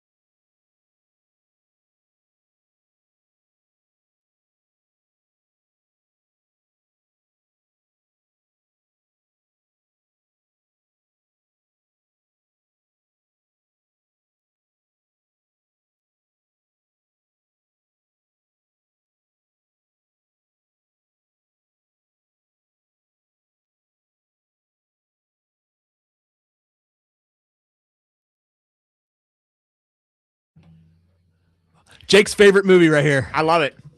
All-timer. It's a classic. Oh, this is a top 3 Disney Channel movie of all time. Next man up, 102.5 The Game. Jake Lyman, Connor Newt, Parker Kelly. Going to talk some Preds here in the final couple segments of the hour. And, I had just said that Max Hers was catching up on some sleep, but he has just texted me and said he is available to join. So we will get him coming up at 10:45. But let's go back to our phone lines, driven by WilsonCountyHyundai.com. Edward is on the line. Thanks for calling, Edward. What you got for us? Hey guys, can you hear me okay? Yep, we got you. Year before last, Middle Tennessee State University women made the NCAA, and they went down to Baton Rouge to play. I'd never been down there before, but I was down there. And the Friday's game, MTSU beat LSU. And all the LSU fans in Pete Maravich Arena, they couldn't be more our best friends. They were happy. Oh, they were so thrilled that we were beating LSU, and they had to play little old MTSU on Sunday. Well, come Sunday, I was concerned for my safety. My wife and I both. We moved down behind the band of MTSU, but those fans are rabid. Kim Mulkey, we were leading LSU at Sunday by 10 or 12 points. Kim Mulkey, I watched her walk out of that gym working those referees, and she did not stop. She was relentless, and she'll be that way Sunday. Because I do believe some of the NCAA referees in the women's division can be persuaded. I know that's just my personal thought. But the calls in the second half, they were unbelievable how far they had changed from the first half. And there's some statistics to back that up. It was incredible. I want to think like 30-2 in calls. But yeah, so if you're a Vanderbilt fan, or if you're just dislike LSU, you need to be there on Sunday and watch Kim Mulkey at her best, work those referees. But I hope Vanderbilt does win. I'd be curious. I haven't followed Vanderbilt women's basketball that close, but what are some of their big wins in being 12-0 or whatever their undefeated record is? They beat, thank you for the call, Edward. They beat Cal and Virginia and BYU. Those were the 3 power conference teams they beat. But South Florida is pretty good. South Florida beat Duke earlier this year. Vandy beat them by 29. So some wins, but LSU by far the toughest challenge Vanderbilt has faced so far this season. And, Edward makes a good point. You don't have to be a Vandy fan to come out on Sunday. If you just don't like Kim Mulkey or you don't like LSU. Or if you like basketball. We'll take you. We'll take you over there at Memorial Gym. Getting into the Preds here, Predators on their 7-game road trip, 2 games to go against Calgary and Edmonton before finally returning back home to Bridgestone Arena. Back-to-back over the last couple of days. Big come-from-behind win against Vegas on New Year's Eve. Fell behind 2-0 early, ended up winning that one 4-2. Yesterday, tough start. Gave up 3 goals in the first 11 minutes of the game and never dug their way out of that hole. But back-to-back on the road, late puck drop in Seattle. I think you can kind of understand it. They're right back in the thick of things in the playoff conversation. The Preds have 40 points. They are 1 point back of the final wild card spot, but there are 5 teams within 1 point of that final wild card spot. 5 different teams in the West have 41 or 40 points, and the Preds are right in the middle of that pack. Yeah, last night was a tough one. They got down 3-0 in the first period, and then you thought they were kind of putting it together. They played a lot better of a second period. Roman Yossi had a goal, and then the third period was just a whole lot of nothing. Yep. So, but you're right. I think it's okay that they dropped him. Look, there's still well over half of the season to play. Seattle's in the second wild card spot right now, but you're in a clump of teams right now that, ironically, you're all playing. They're all it's like 5 teams in the Preds all meshed together for that last wild card spot. You play Calgary tomorrow. Calgary is a team that is not good on paper. Yeah, they're playing better. They're right in the thick of that too, though. I think they have 40 points as well, something like that. But they're very beatable. Right. That's a game that it kind of feels like a 4-point game, right? You win, you knock them back 2. If you lose, they move up to. I mean, there are some big games for the Preds. After tomorrow, they will be halfway through the season, so still a long way to go. But it's great to be able to talk about the Predators as in the thick of the playoff conversation. It's exciting, right? After that stretch, you lose 11 out of 13. They have roared back and now won 12 out of 18. So it's been a good month for the Preds of December. Tough start to January, tough start to 2026 yesterday, but they will be back in action tomorrow in Calgary.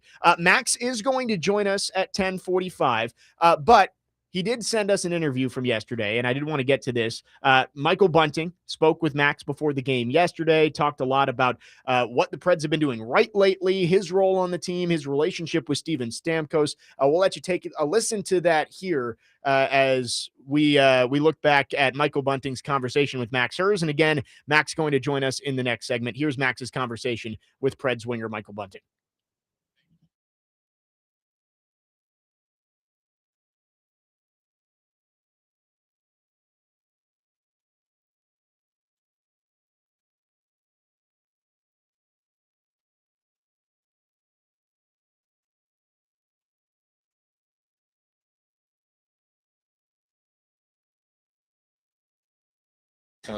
Single day for games. It's pretty special, and he's he's a great guy to be around and a great teammate as well. You were not close enough in age to him that you would have ever been around him as a kid, but like as a Toronto kid, what was it like first hearing about him when he was a teenager and then watching his career and you end up meeting him in the NHL? Yeah, absolutely.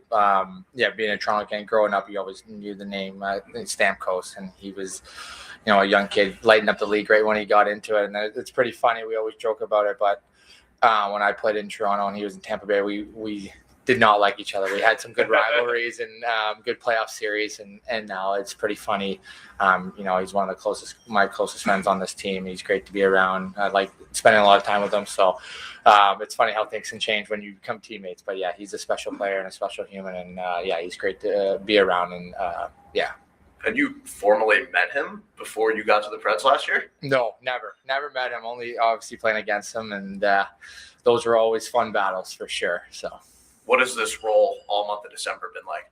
It's been great. Obviously, we've turned this thing around ever since that game against Florida, where we kind of knew that our season hasn't been going the way we wanted it. So we made a collective effort to turn this thing around. So it's been a lot of fun. And I think we're 1 point now out of playoffs, so that's pretty special. Obviously, the run we've been on and where we were at the start of the year, not a lot of people expected this. So we just got to keep gaining this momentum and keep going. You scored your 10th goal of the season yesterday. That's 4th on the team. How do you evaluate your season personally? Yeah, I just try to, contribute offensively anytime I get out there, anytime I get the opportunity. And obviously, being a power play guy, you want to gain momentum, even if it's not a goal. But that one felt good to get in. It was a few games since I scored last, so I just wanted to get that little monkey off my back. But yeah, I just feel like I just want to bring energy and play my game and help the team in any way possible.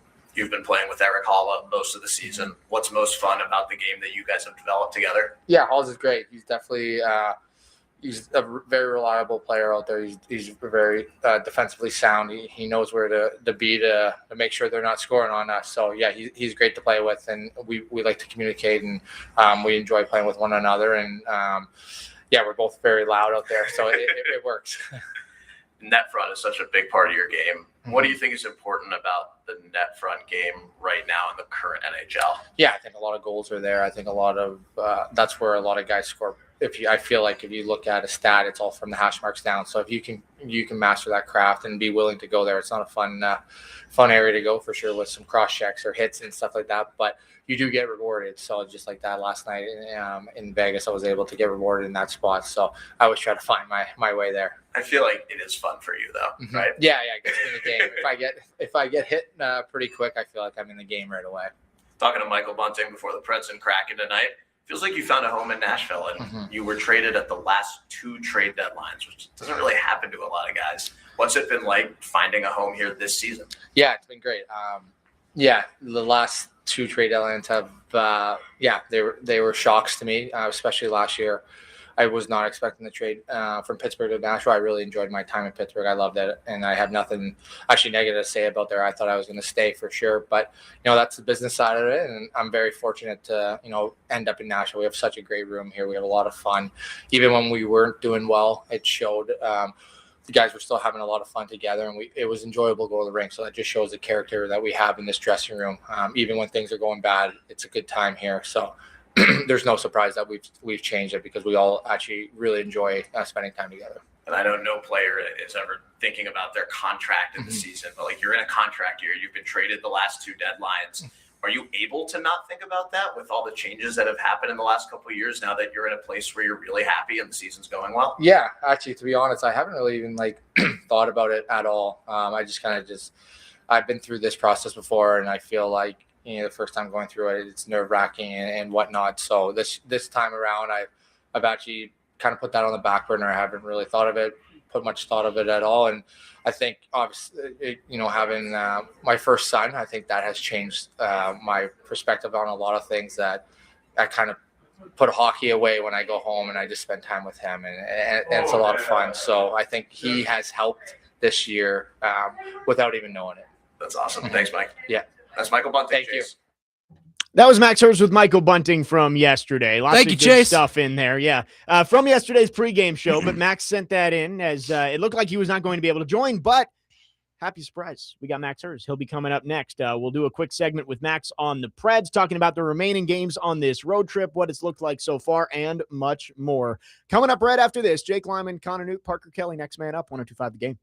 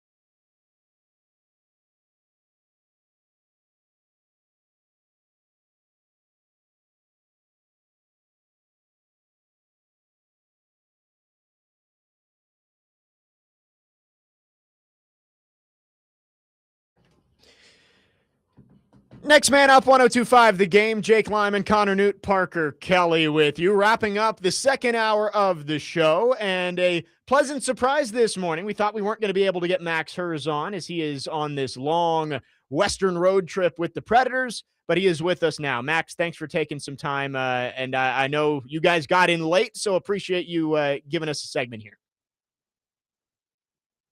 Jake, hello. Hello, Max. How's it going? I literally heard the last two words of that, but now I hear everything. I was about to say thank you. I know you guys got in late, but thank you for coming on and at least giving us a segment. I know you guys have been all over the place over the last couple of weeks. Yeah. The funny thing about this trip is, well, all of it, but it is a 6-game trip, which is the Preds' longest trip of the season. It's 7 straight road games, including one before Christmas, but the team returned home for the Christmas break. Right. So I don't count that as part of this trip. But anyway, one of the things we do when we visit the incredible country of Canada, where we are right now in Calgary, is we fill out a little passport declaration form, and they're very happy to have us. They acknowledge that it's a plane full of hockey players and basically say, come on in. We're not going to slow you down, which is awesome. And I love Canada for that. But one of the things that we put on that little sheet is the duration of our stay. And me, Chris Mason, and Hal Gill, we're all looking at each other on the plane. Like, how many days is this? We are here for 6 days for the final 2 games of this road trip in Calgary and Edmonton, because we don't leave until Wednesday. We spend the night after the game at Edmonton Tuesday. So the Preds have played 2/3 of the games on this road trip, but they have had fewer than half of the days on this road trip expire, because it was a road trip that started with the challenging day of travel for the first game back from Christmas going to St. Louis. So, what a league, huh? It's crazy how long this team has been gone. And, you go west, you face Vegas and Seattle back-to-back days. Now you're up there in Alberta. What's the trip look like so far? Some big wins. Obviously, yesterday fell behind early, tough back-to-back around New Year's. But what have you seen from this team that's allowed them to still get 3 wins through the first 5 games of this trip? Yeah, so I like that you're counting the pre-Christmas game, because it is a win and that makes things sound better. So right, if it fits my narrative, I'm going to do it. It's my motto, pal. Hi, Connor. Hello. So 3-2, including that Minnesota win, which was really good. Like the Wild are good. With Quinn Hughes, they are good. They're loading up for the next couple of years while he's there. And at least on the back end, that is borderline super team. At forward, it's Kirill Kaprizov and Boldy, and see who else steps up and who they can get at the trade deadline to maybe play top line center for them. But that was a really good win pre-Christmas. And I think that set the tone for coming out of the break as well. They came back. They went to St. Louis. That game wasn't as good. That may be a game the Preds win under different circumstances and one that they'd like back. But then the win in Utah was gutsy. And that is a game that the Preds would not have been able to claw back into at any point really last season and at points early in this season. And it's because they had Steven Stamkos being a goal scorer. They had their 5 best players on the ice for the power play. Steven Stamkos got inside, which is where he's been scoring a lot of these goals recently. And they found a way to tie the game and take the lead late. And then the best part of the team, the penalty kill, takes over with 3.5 minutes of PK time down the stretch, including 25 seconds of 3-on-5. That was a big win in Utah, which is a challenging place to play because of the arena layout and the way the crowd is. And players have a hard time going on the road and playing there. And Andrew Brunette acknowledged that coming in. And that was a great win for the Preds. And then they went to Las Vegas, which is supposed to be a really tough place to play. And it was like dead quiet almost the entire game because the Preds went down 2-0, got 3 straight, and shut it down. And very little happened from that point on. Steven Stamkos scored his 600th NHL goal. And then from there, it was not the most entertaining game we've ever seen. And that's a good road win for the Preds. Last night, they definitely could have been better. Seattle was rested. Preds were on a back-to-back. It showed early. They went down. Philip Grubauer had some good saves, but the Preds did not do enough to come back and tie it. So 3-2 in the last 5, 2-2 on this leg of the trip. And I think they've been okay. And I think they have what it takes to at least split the trip. They've beaten Calgary twice already this year. That's who they're playing tomorrow. And then Edmonton on Tuesday, obviously, has who they have and are what they are. And that'll be the last game of the trip. If the Preds can compete in that game and win that game, then that would really mean something. But the Calgary one is a potential win to make this at least a 500 trip.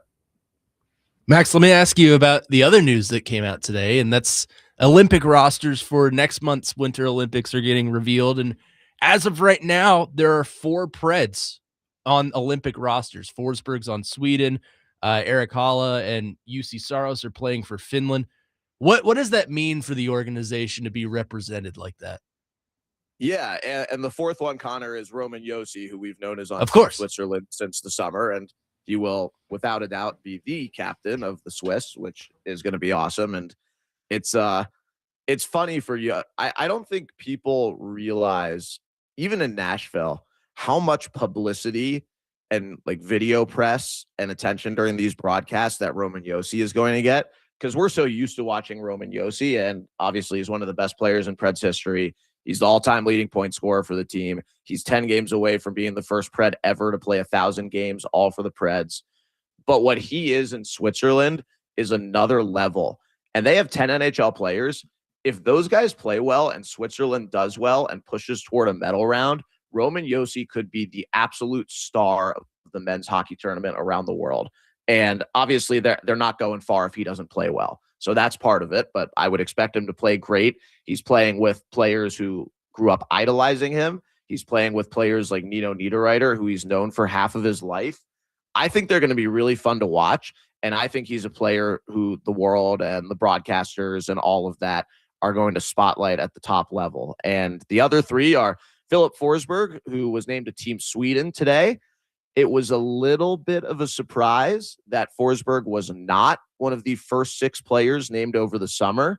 So every team named 6 players over the summer, and then the rest of the rosters came out today.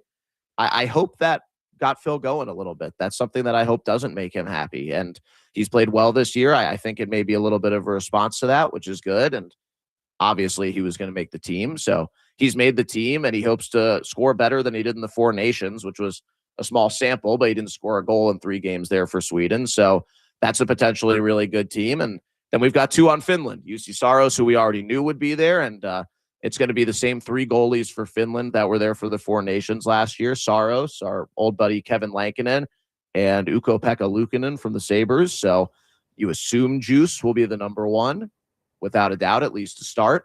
And then Erik Haula is going to be there, which is well-deserved for a guy who's played for Team Finland in a lot of different tournaments. He's 34. He's been in the NHL for 13 years, but he hasn't been in the Olympics because the NHL players haven't been in the Olympics for 12 years. So great for Erik Haula. Really, really happy for him. He's been so good for the Preds this year, filling the role. And I also want to tell a quick story, guys, if I have time, and I can stay for more segments if you have room for me. Go ahead. But I sent you that Michael Bunting interview in case our travel prevented me from coming on at all. And I love Bunting, first of all. He's so funny. He's such a good presence in the room, and he's been a great player for the Preds this year. But after practice earlier this week in the Preds visiting locker room in Las Vegas, a few of the players who had come off the ice early were in there. Bunting, Haula, McCarron, and then the defenseman lockers were on the other side of the room, and it's kind of a big room, and Roman Josi was over there. And I think Erik Haula had just gotten the call that morning that he had officially made Finland, which everybody knew was coming, but the official call is the official call, and this was 3 days ago. And Bunting and McCarron are congratulating him on it, and Bunting sits back in his locker and looks all the way across at Josi, who's not really able to hear the conversation from the far side. And he goes, "Hey, Josi, you think you have a shot at Switzerland?" With a total straight face. I don't know how he did it. And Josi didn't really hear it and just gave him a what?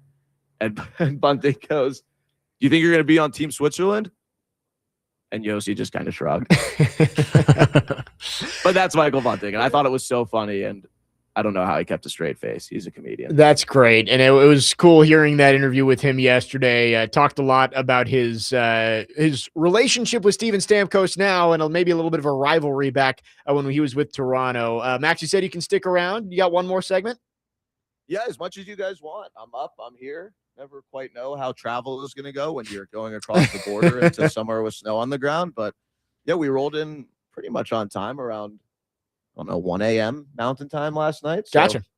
I'm here to babble as long as you guys will allow me to. All right. Well, we'll bring you back for one more segment. We'll talk a little bit about Steven Stamkos, his impact throughout December, 12 total goals in the month, including number 600 overall back on New Year's Eve. We'll do that coming up next. 615-737-1025 is the phone number. If you want to text or call, our phone line's driven by WilsonCountyHyundai.com. Final hour on this Friday coming up. Jake Lyman, Connor Newt, Parker Kelly. Next man up, 1025 The Game.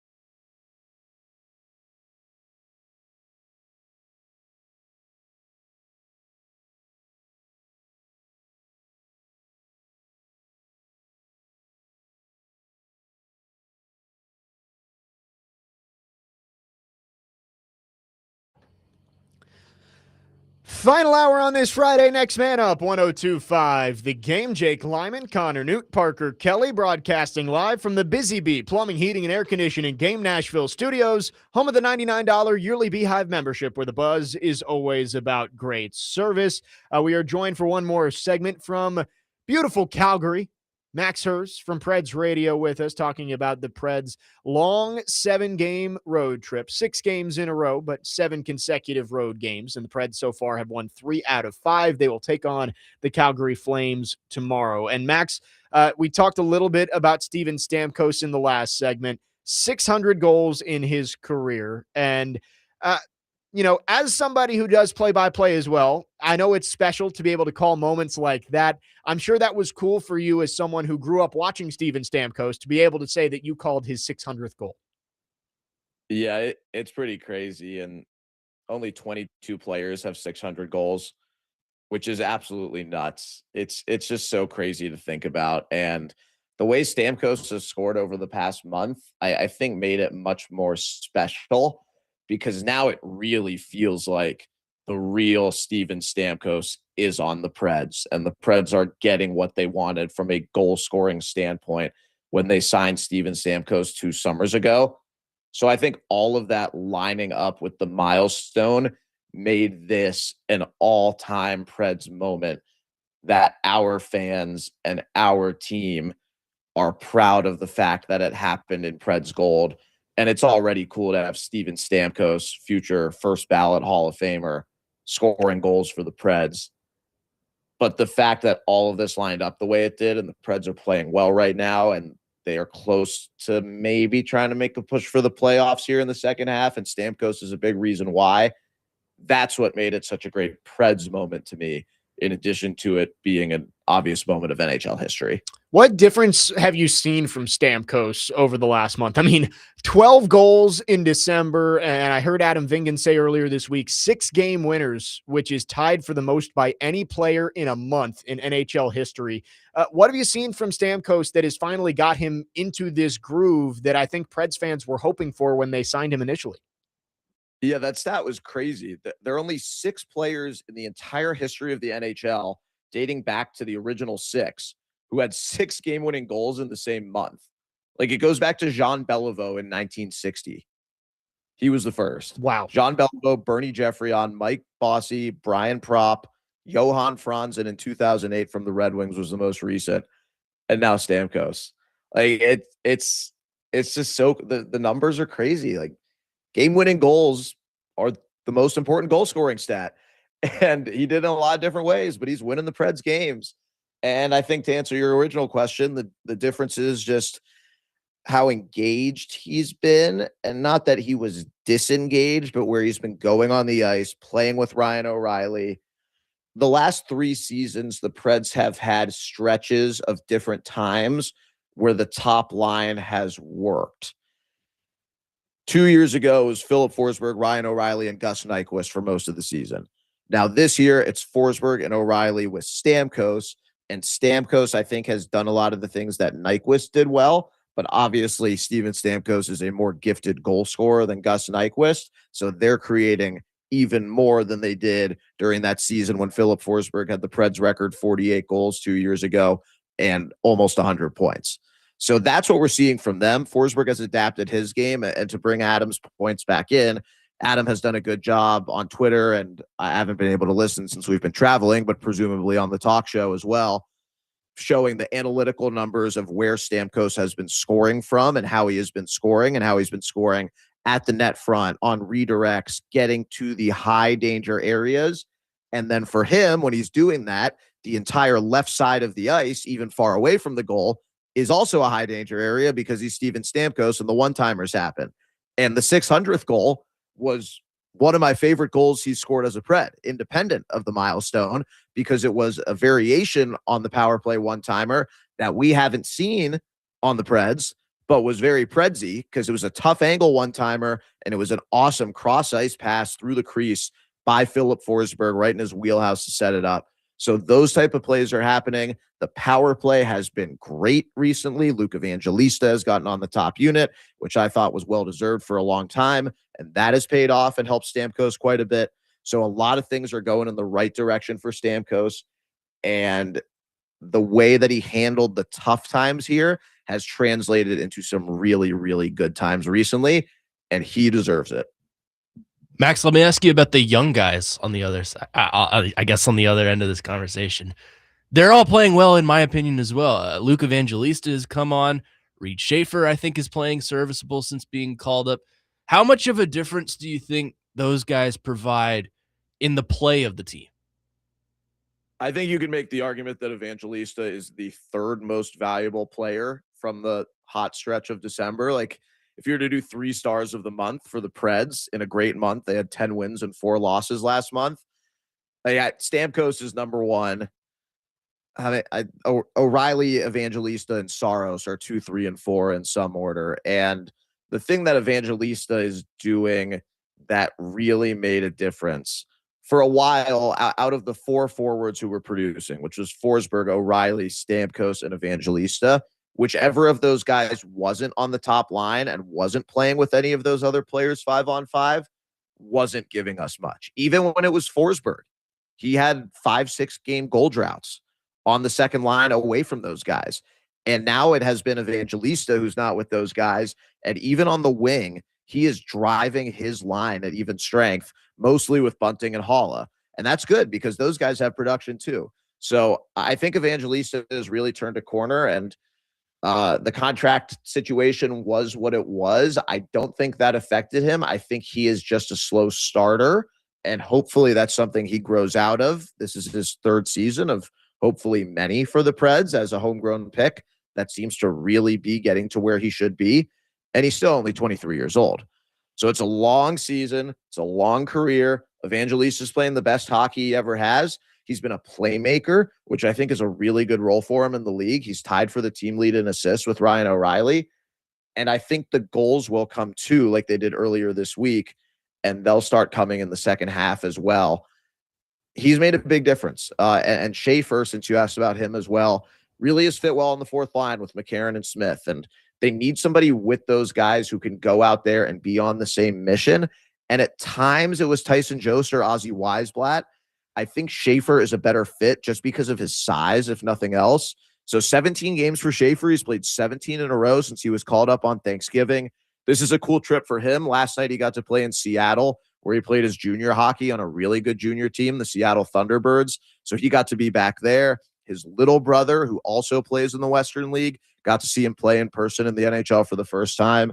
And then Tuesday night, Schaefer will get to play in his hometown of Edmonton for the first time. And his older brother will get to see him for the first time. And I think his parents have maybe been at half the game since he got called up. So they've seen plenty. But yeah, I think he's been good. And Matt Wood is the other one. He actually hasn't scored a goal in 12 games, but I think he is still positively contributing, even though he's not getting on the score sheet.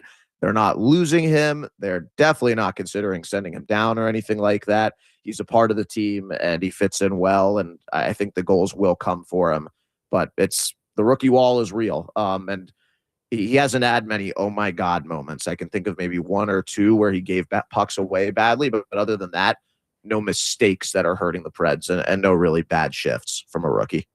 Last one for you, Max. This team, 12-6 over their last 18 games. And early on in this stretch, I think the conversation was, is this a flash in the pan or is this something sustainable? I think the Preds have shown over the last few weeks that they seem to have turned a corner. What's the feeling in that locker room like right now with the way they're playing? And like you said, they're right back into a race for a playoff spot as we near the midway point of the season. The mood in the locker room is 10 out of 10. And even when they were losing, it was still like 6, 7 out of 10. Not to make a 6, 7 joke. That was my actual rating. That's number 2 on the show today. Some 12-year-old is cracking up right now. I know. That legitimately wasn't on purpose. Like, I'm not Connor. I'm not 21. I'm 31. So I don't really even know what it means. But I don't know what it means. Yeah. But that was we'll say 6.5 then to avoid the there you fodder. go. Yeah. But like we talked about it on the show, Jake, a month or 2 ago, whenever this was, when Frank Saravalli, who's like, I don't know, who's like the NFL equivalent of Frank Saravalli, like the guy who's the insider, but really likes to put his thoughts in it. Jason Lockenfora or something like that. Yeah, one of those guys. I don't know. But like that's what Frank Saravalli is. And he came out on whatever he does and says, the Predators have the most toxic team culture top to bottom I've ever seen in the NHL. First of all, this guy, he maybe went to our game in Toronto, which was the 4th game of the season. Other than that, he has not been to a Preds game. He has not been in the locker room. He has not spoken to a player in person, as far as I know. But even when the Preds were losing, that wasn't true. And I hope I verbalized this properly on the show at the time, Jake, which was The guys are coming early. The guys are staying late. They're happy to be there. It's a pretty veteran group of players in their early and mid 30s that really, really like each other, respect what the other guys have done. Guys who, for the most part, have won big games and understand what it takes to win and want to do that again rather than being, I've won before. Like, it's the Barry Trotz, like, come to Nashville to win instead of retire thing. Like, I don't think these guys are here to retire. I think they want to stay. And to again reference that Bunting interview, if people heard it from you guys a half hour ago, like, I wanted to ask him about the team and his situation. He's in a contract year. He's on a 3-year contract that he signed with the Hurricanes. But on that contract, he's now played for the Hurricanes, the Penguins, and the Preds. Like, it hasn't been an easy road. And he is someone who you can get assets for at the deadline if you do sell. But also, he's someone I think you may approach about extending, or if you do trade him, talk to him about bringing him back in the summer for his age 31, 32, 33 seasons and make him a part of the culture here. So I think that kind of is the best way to explain where I think they're at. The mood is really good. Obviously, winning is fun. Milestones are so fun. And Andrew Brunette said the best part about Steven Stamkos' 600th goal was that they won, which, like, kind of sounds like a cop-out answer. But after the game, the Preds post the video where they hand out what I call the team party favors in the locker room, the oar and the little fuzzy helmet for the player of the game, which I think is so great that they just give out these little gifts for who plays well. And it really does mean something. But Stamkos is up first, and he goes, like, thanks for making this a win, because this is way less fun to get a milestone goal if the team doesn't win. Right. I'm sure it's a bittersweet moment when you have that happening, but you lose the game. There's no bitterness when you win and get the 600th goal. Preds finishing up the road trip over the next couple of days. Calgary and Edmonton, the final couple of games. Max, appreciate your insights as always. Thanks for coming on. Enjoy your final few days in the Great White North, and looking forward to talking to you when you're back in Smashville. Enjoy the more days that I'll spend in Canada than we've been on the road so far. Yeah. So it's this trip is really backwards. But yeah, thank you guys. Both these guys are working hard. I want our listeners to know Jake announced the Vandy basketball game in Arkansas yesterday during the day and is right back on it today. And Connor actually gets even more credit because he was producing the Preds game last night, which was on the air until after. I don't know if he slept at the radio station or what, but Chase McCabe is trying to train him to become future Chase. And young Chase would have slept at the radio station. So I hope Connor did too. But thank you to you guys. Thanks, Parker. And I will see you back in person a week from right now. Yes. Thanks for zooming in, Max, from Calgary. And we will talk to Max again next Friday. Live in person as the Preds return home. See you, buddy. Thanks, guys. See you, Max. That was Max Hers from Preds Radio. When we come back, we will talk Titans. This may be a record for the longest we've gone without talking Titans. Although we did talk a little Titans draft with Ruben Bain during the first hour. Dude, on my shows, we barely talk about it. I delay it. I'm like, I don't want to do it. There's going to be lots of Titans talk next week as the season actually ends and the Titans start their head coaching search. But they do have one final game to play. We'll talk about it coming up next. And ask the question, Titans are probably going to go 3-14 this year. They went 3-14 last year.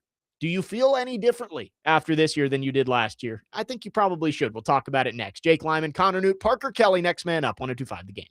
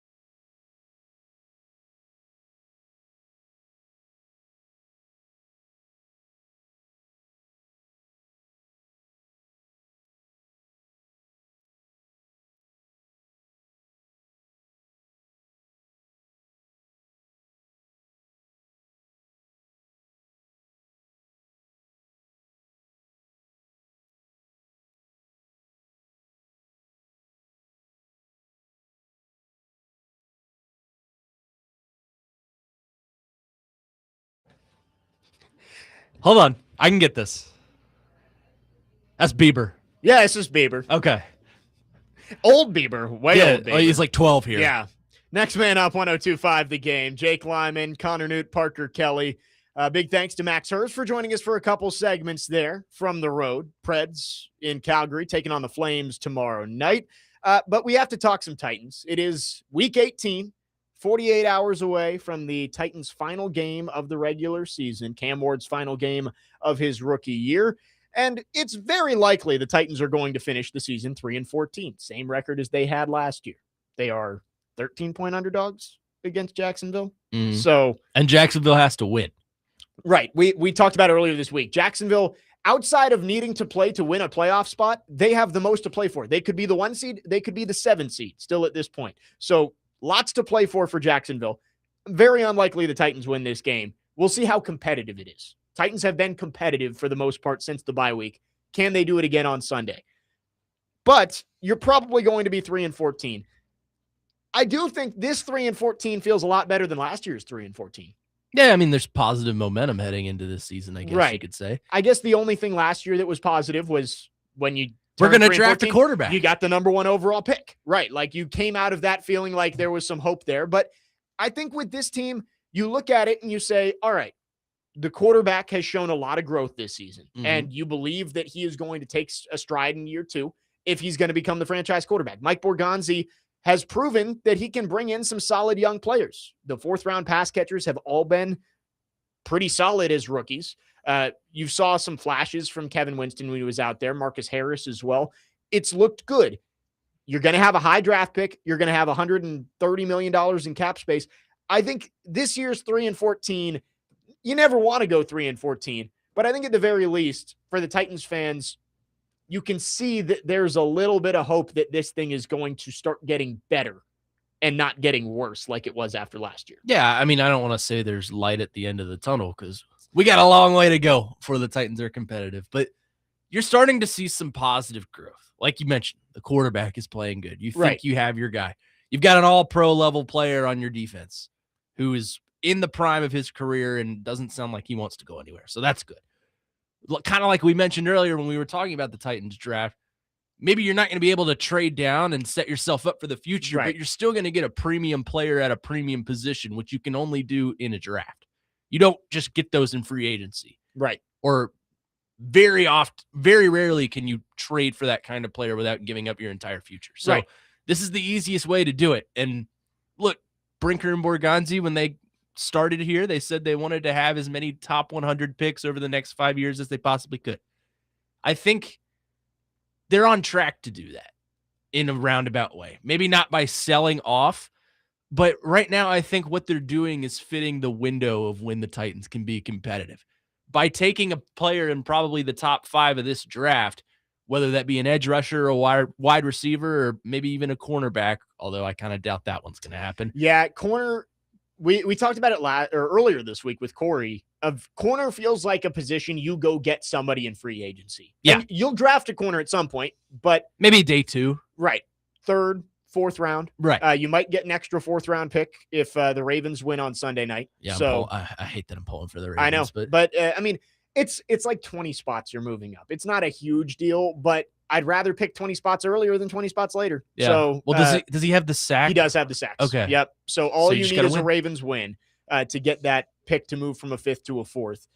But I think you can go out. Alontae Taylor was the name we were talking about because he played a great game against the Titans on Sunday for the Saints. But there are guys out there. But you're right. Wide receiver, edge, that's where you're looking.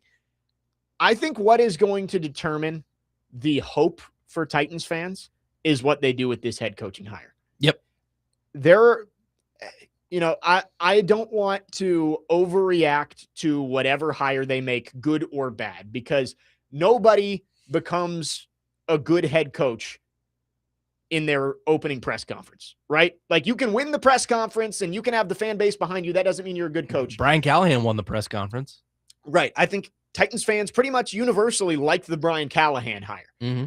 But this is just this head coaching hire is the difference between this team being back in contention for a playoff spot to win the AFC South in 2 or 3 years or being set back 5 to 10 years. Because if this coach fails, it likely means Cam Ward fails, which means Mike Borgonzi fails, and you have to start completely from scratch again in 2 seasons. And then you go again and see if you can find the right guys.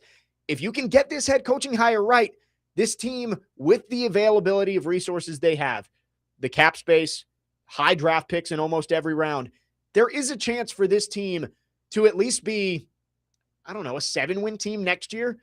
And then you head into 2027 with the new stadium feeling like this team can compete for a playoff spot. Yeah, as far as the coach is concerned, I was one of those people originally that I was like, I want Joe Brady. I have to have Joe Brady. I think he's the next big thing. Yeah. Now, looking back on it and looking at it now, I think you need a guy with experience. And I think that's kind of what you've been preaching all along and what a lot of people have been preaching all along. And I think I agree with you because it's less of a risk to take because whoever you hire is now tied to Cam Ward. And they're not learning on the job, right? Which is that's the one thing that just worries me. And I'm sure there are going to be first-time head coaches hired in this cycle who do well. Yeah. And that happens all the time. Every head coach had to be a first-time head coach at some point. But I worry about the floor. And it's like, does hiring a first-time head coach give the possibility for everything to crash and burn? And which is why I like McCarthy or Saleh. Right. Or I'm even being convinced on Matt Nagy because I know what the floor for them looks like, but I think they're higher as a coach now than they were when they were then, if that makes sense. You know, like I think, sorry. No, go ahead. I think Robert Saleh is going to be a better coach now than he was with the Jets. Yeah. He was also battling some Aaron Rodgers coaching. Right. I think Mike McCarthy is going to be a better coach now than he was with the Cowboys because ownership is well, we don't know that, but Jerry Jones is no longer in his ear. Right. Trying to coach the team. I think Matt Nagy is going to be a better coach now than he was with the Bears because he's worked with Andy Reid and because he's worked with Patrick Mahomes. I like all 3 of those guys as potential candidates because of the expertise they provide and the experience they have. That's why I think now that I've kind of changed my mind, I think they need to hire a guy like that. I like all 3 of those names. None of those 3 would be. It's not an, oh my God, right. They hired him. None of them would have been disappointing to me. McCarthy is the safe one, although I was reading, I think it was Jeremy Fowler and Dan Graziano's notebook on ESPN said that they doubt Mike McCarthy gets a job this cycle. Really? Maybe get some interviews, but we'll see. The one name that I'm coming around on a lot, and actually I think is more likely, Jeff Hafley, Packers DC, former Boston College head coach. Mm-hmm. I said earlier this week, if I could only interview 3 guys, I'd interview him. I think Hafley is a good happy medium of everything that you want. He's a former head coach, not at the NFL level, but he has led a program before. The defense has not been quite as good this year as it was last year, but he turned around a horrible Packers defense into one of the league's best last year. And I also think he brings the leadership quality, and he would bring in an offensive coordinator who could be Cam's guy. I think he kind of checks a lot of boxes. That's the key right there. That's what I'm concerned about if you hire anyone but Nagy I just mentioned.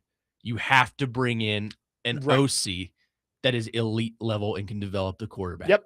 Because, look, the head coach is always going to be tied to the quarterback. That's how it works in football in general. But a defensive coach like Robert Saleh is not going to be as involved with Cam Ward as an offensive coordinator will. So you have to get that hire right. That's the problem with a lot of these coaches is Brian Callahan was touted to be this offensive mastermind, obviously was not. But I don't really think he hit a home run hire when he hired Denard Wilson. He's not this genius defensive coordinator. He's solid. He does some good things. And look, he can't turn water into wine. That's not how it works. But he's not this home run, oh my God, he hired Steve Spagnuolo. No, it's just not. Yeah, you got to get that part right. Right. If you hire a defensive head coach, which it's seeming more likely than not they will. I will say, I think if I had to pick a name that it's going to be right now, it's Nagy. Like, I agree. If you ask me right now, you can only pick one name who's going to be the Titans head coach. I would pick Nagy, but I think if it's not Nagy, I think it is going to be a defensive guy. all the other names that they're being linked to are defensive coordinators. Jesse Minter, Chris Shula, Jeff Halfley, Robert Sala. Like there's I think there is a leadership quality that defensive coaches have that some offensive guys don't. Offensive coordinators, it's more about the scheme than it is about being a leader. And I think that's why the Titans are being linked to so many defensive coaches. Well, it's also a flip-flop kind of thing. Like, right. I mean, like it's the pendulum. You know, we just fired a defensive guy in Mike Vrabel. Let's bring in an offensive guy. And Right. even before that, you know, Malarkey was an offensive guy. Let's hire him, bring him the tough-nosed defensive guy. It was Vrabel who's the jerk. Let's bring in the offensive guy who's super nice. And now you're going to see the pendulum go back. I think you don't overcorrect just to overcorrect, but I do think leadership is necessary in this hire. And I don't think any of the candidates we mentioned, though, are like overly mean. No. And like Salah's a tough-nosed defensive guy, but he's not Vrabel jerk where he's going to yell at reporters. Like, I don't want to say don't hire him because he's mean. I'm just saying, like, don't overcorrect just because the nice guy you hired didn't work out. Like, let's hire based on ability. Right. Hire based on who's the best coach, not who is the anti-Brian Callahan. Because they hired the anti-Mike Vrabel and it didn't work out. I just hope they don't go into, all right, who's going to play nice with Amy the most? Who does Amy like the most? Because there's one man that should be leading this coaching search, and he's the only one in that room that I think knows football, and his name's Mike Borgons. Agreed. I was about to say the same thing. If in a perfect world, Amy Adams Strunk and Chad Brinker say, Mike, we trust you, go make a hire. That's not what's going to happen, though. Nope. 615-737-1025 is the phone number. If you want to text or call, our phone line's driven by WilsonCountyHyundai.com.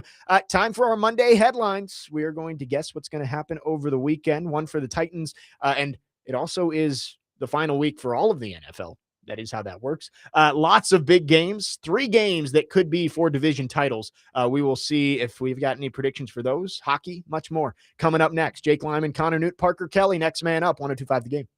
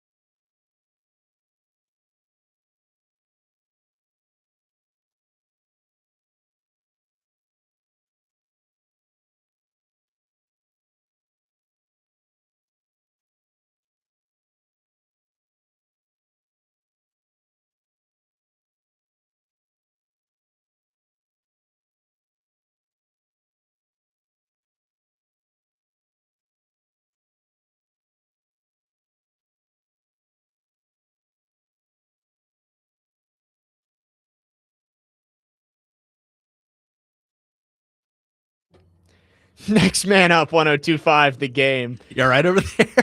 Technical difficulties trying to get this mic to stop dangling. Seems like that's been the problem all morning. It has been. Yeah, Robbie was dealing with it, but we got it back for now. It's stable.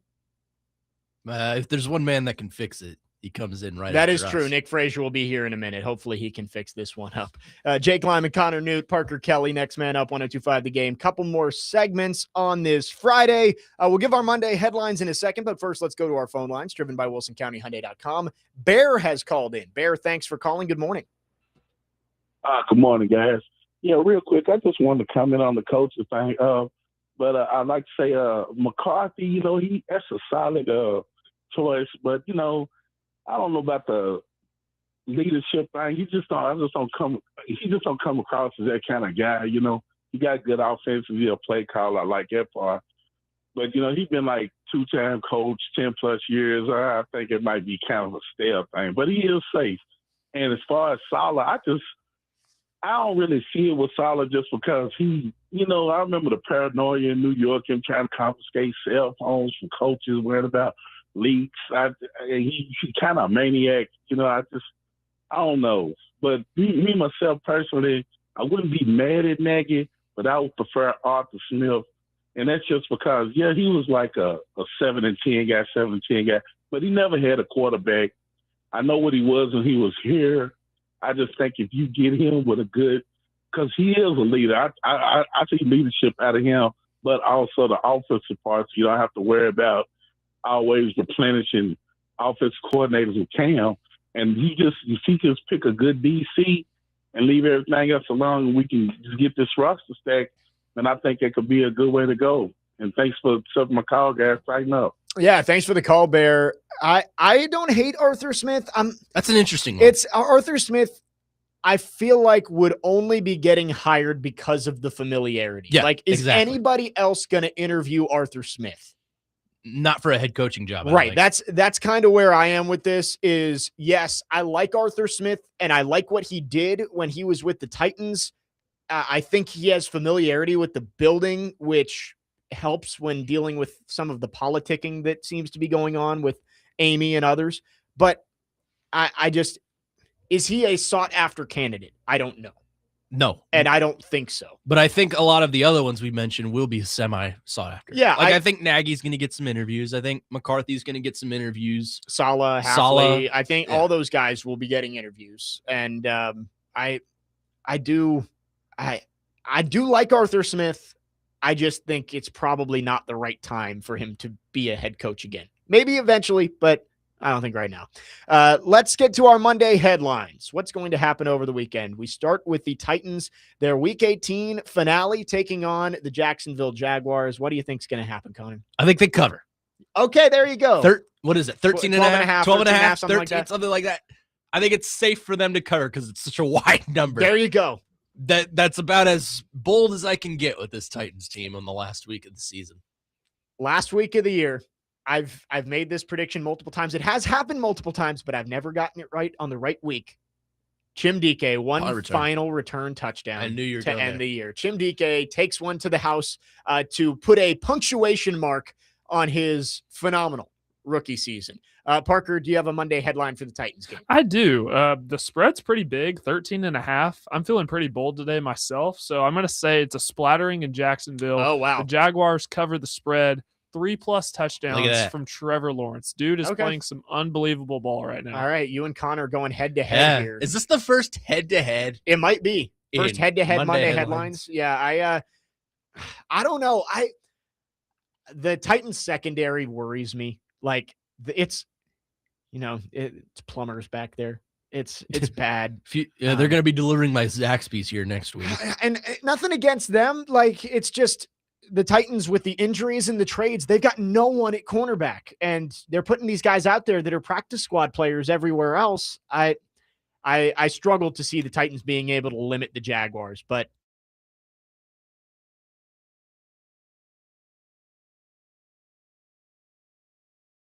go. I'm going to say the Tampa Bay Buccaneers beat the Carolina Panthers, but you stole mine. The Atlanta Falcons screw things up, and Carolina gets into the playoff. That was going to be mine. I'm sorry. It's okay. You made no mention of it. So I know. No, you did not. We did not coordinate whatsoever. I was going to go with that too, which means it's definitely not going to happen. Yep. I am going. There's still 2 other divisions up for grabs. Yeah, I'll go with one of those. I'll go Sunday Night Football. I think the Ravens get it done against the Steelers behind another big Derrick Henry performance. Derrick Henry, still good at football. Yes. I think Derrick Henry I'll go 150 and 2 touchdowns in the game, beats the Steelers. I'm scared because Robbie and Joe input this thought into my mind that when he goes to the Hall of Fame, he's going to be recognized as a There's Raven. no way. No way. I don't think they would. I mean, but I'm scared if he wins will. a Super Bowl, maybe. But there's just zero chance that he goes in as a Raven. I mean, he had 2,000 yards here. Right. He played 8 seasons with the Titans. Yeah. Went to an AFC championship.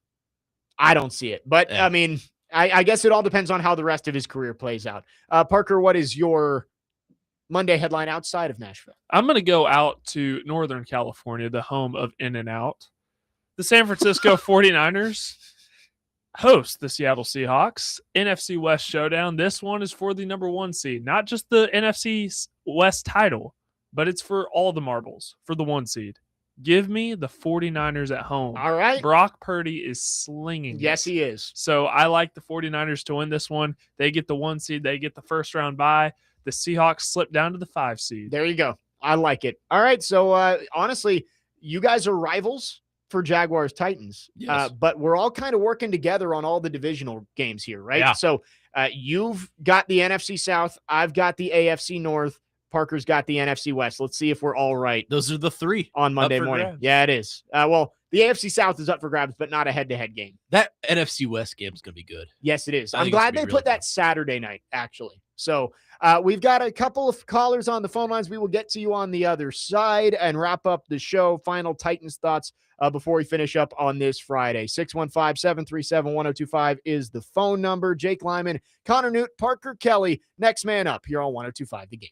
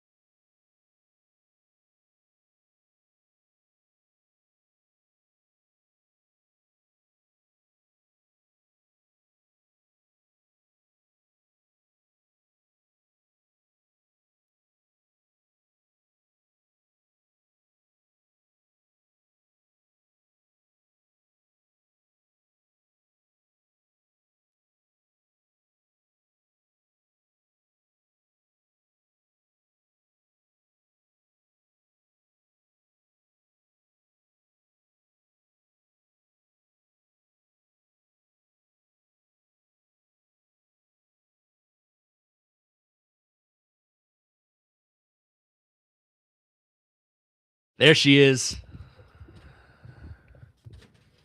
We're just gonna hold it. Next man up, 102.5 There you go. The Game. Hold it like you're We're- cutting a promo. Yeah, we gotta hold it now, at least until we go to the phone line. Just be like, I hate this idea that you're the best, because you're not. I'm the best in the world. Final segment here on Next Man Up 102.5 The Game. Jake Lyman, Connor Newt, Parker Kelly with you. Chasing Big Joe with Nick Frazier coming up at the top of the hour. Let's go back to our phone lines driven by WilsonCountyHyundai.com. Keegan is called in. Keegan, thanks for calling. Go ahead. Hey guys, I just want to ask about the upcoming draft a little bit because earlier in the show, obviously we were talking about Ruben Bain and Arvell Reese, and I remember, I believe it was either Monday or last week or something, I called in about Chigo Conquelo, and I was saying, if the Titans aren't able to get a wide receiver one, yada, yada, yada, and afterwards he said, well, the Titans have to get a wide receiver one. So consider where we're at, fourth in the draft, most likely not going to be able to trade back whenever it comes draft time. Knowing that we have to have a wide receiver one and knowing that we have to have an edge, what do you do in the draft at this point? Because you're not really going to get a wide receiver one at a free agency. You probably won't be able to go get no top-tier edge rusher at a free agency either. Ruben Bain's got versatility, can do multiple things. But at this point, just what are you looking for in the draft? A wide receiver one? Are you looking for defensive subs? Kind of where are you going with that? Yeah, that's a good question, Keegan, because I do remember that conversation we had of you saying if you can't get a wide receiver one, I think you do need a wide receiver one. But Yes, here is what TD said, and I think this rings true, is that elite wide receivers, you can find them outside of the first round. A.J. Brown was a second-round pick. Justin Jefferson, maybe not even out of the first round, but out of the top 10. Justin Jefferson, Emeka Egbuka, late first-round picks. Maybe you trade back in to get a wide receiver. The elite edge rushers are at the top of the draft. It all depends on who's there when you pick. But I do think there is an advantage to taking the wide receiver early if you really like Jordan Tyson, if you really like Carnell Tate. But I also understand that it's easier to find a top-level wide receiver in the second round than it is to find a top-level pass rusher. Yeah, I mean, I'm going to have to do some soul searching on which one I would prefer. That's what the next 4 months or 3.5 months are We for. only got 3 months to talk about it. I mean, I struggle to find any chance that there is going to be a week over the next 3 months where we don't have that conversation at least once of wide receiver or edge rusher at the top of the draft. Between that and the coaching search, right? It's going to be a fun spring semester. So that's a good call from Keegan. Yes, I think you need to find who you believe is going to be your wide receiver one for the future, but that might come at pick number 34 or 35 instead of at pick 4. Yeah. But that's okay. Right. If you really like Bailey, if you really like Bain, if you really like Reese, and you're a little lukewarm on Tyson and Tate, take the pass rusher and you can get Jeremy Bernard, or I still like Chris Brazzell at the top of the second round. No, I disagree with you on that one. Maybe Mekhi Lemon falls. Mekhi Lemon, I think he's going to be one of those risers. Like we were talking about Lemon as a back end of the first round guy. I think he's going in the top 15. He'll be a combine guy. I think he's one of those guys that like everybody talks about. Like Egbuka was that guy last year. We were talking about, man, Emeka Egbuka, maybe he's around at the top of the second round for the Titans to take. And he goes, what, like 18th? Yeah. 20th, somewhere in there? Yeah. So I think Lemon will be kind of like that too. He'll rise from the back of the first round to middle to early. That's what scares me about these edge rushers, though, because the guy that I'm afraid the Titans are going to draft is like Tyree Wilson. Right. Like that was the guy that everyone was talking about in the combine. Right. This guy's going to tear the league apart, and he has done absolutely nothing in the league. You can make the point too that this is a deep edge class. Yeah, there are a lot of really good edge rushers that maybe some could fall to early second round. So that's going to be the discussion from Mike Borgonzi and whoever the new coach is which position group do you feel like you can still get a high-level player early in the second round, or if you have to trade up to get somebody late in the first round, which one can you not miss on early? And are they nice draft? to Amy? Very good point. Does Amy like them? Let's go back to our phone lines one final time here on the show. Our good friend Trey has called in. Trey, good morning. Happy New Year. What you got for us? Happy New Year. Happy New Year. Hey, So Dr. Locke didn't call in today. I wonder why Dr. Locke didn't call in today. I mean, he did tell us it was a foregone conclusion that Ohio State was going to beat Miami. Hey, Dr. Locke got fired on his day off. But anyway, so I want us to go into this game and I want us to try to win this game. I know our defense is back. They're trash, kind of. I really don't know any of the defensive backs that we have, but we can't let Trevor Lawrence go out there and throw the ball on us all day. We can't afford to do that. And, before the draft has even started, now they're talking about Ruben Baines got short arms. I think that's a throw-off, so we won't try to get him because they don't like us anyway because they always throw us off and, we need to pick this player. We need to pick that player. Lewis Reddick, So I don't really take too much stock into what people say. But if Ruben Baines is the answer, we should go get him. But we need a stud wide receiver. We need an A.J. Brown prototype. There's plenty of them out there. Second round, third round will be fine. But if they think Ruben Baines is the answer, they need to go out and get Ruben Baines. But we definitely need another running back. I don't think Tony Pollard's going to go in there. He only did what he did at the end of the season. What about the other 12 games? I don't trust it. I don't trust Tajay Sharp. We can go out there and get us a nice stud running back and let that be it. And I think we'll be all right next year. I think Cam Ward, he's coming along. I'm glad he's throwing the ball out there. I don't care if it gets intercepted. I don't care if it drops on the ground. I believe he can throw the ball out there.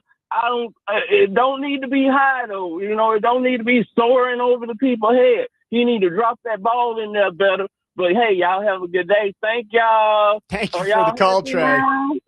Bye. Love you. See you, Trey. What in the hell was that noise at the end? Trey has come full circle on Cam Ward this season. I mean, back at the beginning of the year, it's a story of growth. Cam Ward was the worst quarterback he's ever heard. Isn't that heartwarming, though? Yeah, it's great. I mean, I like the Trey Dr. Locke in the main event of WrestleMania. Yeah, that's going to happen. That was great. I also love our featured running back, Tajay Sharp. Tajay Sharp, yeah. It's easy to get confused there. It is. Spears are sharp, and Tajay. I did, he asked the question about Ruben Bain and the short arms. It was Dane Brugler who came out with the report of the short arms. Some front offices have him as a day 2 player. It's all going to work itself out. I think Ruben Bain ends up being a top 10 pick. I don't know if he's a top 5 pick, though. Right. And that's the question that the Titans will have to sort out is, do they believe that even with the short arms, maybe not the positional value that you want in a pass rusher, can he still be that elite player that you want to draft at 3rd, 4th, 5th overall? Before we wrap up, we got about a minute here. Justin from Greenbrier asked, what is the highest the Titans can pick at this point? Let's quickly give you the scenarios for the Titans draft position. The lowest the Titans can pick is 7th. If the Titans were to win and Cleveland and Washington were both to lose, the Titans would pick 7th. Arizona would have to lose as well. The Titans could pick as high as 2nd. They would have to lose. The Giants and Jets would both have to win. They play the Cowboys and Bills, respectively. Which is possible. So the Bills are resting, but it's also the freaking Jets. So we'll see. I mean, we saw what the Jets did against the Patriots. So those are your scenarios. The Titans can pick as high as 2nd, as low as 7th. Odds are they're going to be right where they are now at 4th, but could be anywhere in between there from 2nd all the way down to 7th. Dylan Naniok says Tajay Sharp was a Titans wide receiver back in 2017. Yes, he was. That's a poll, though. Out of UMass. That's like a Titans poll. He was the one who introduced the King after the Ravens game. Madden legend. Yep. By the way, I love Tajay Sharp.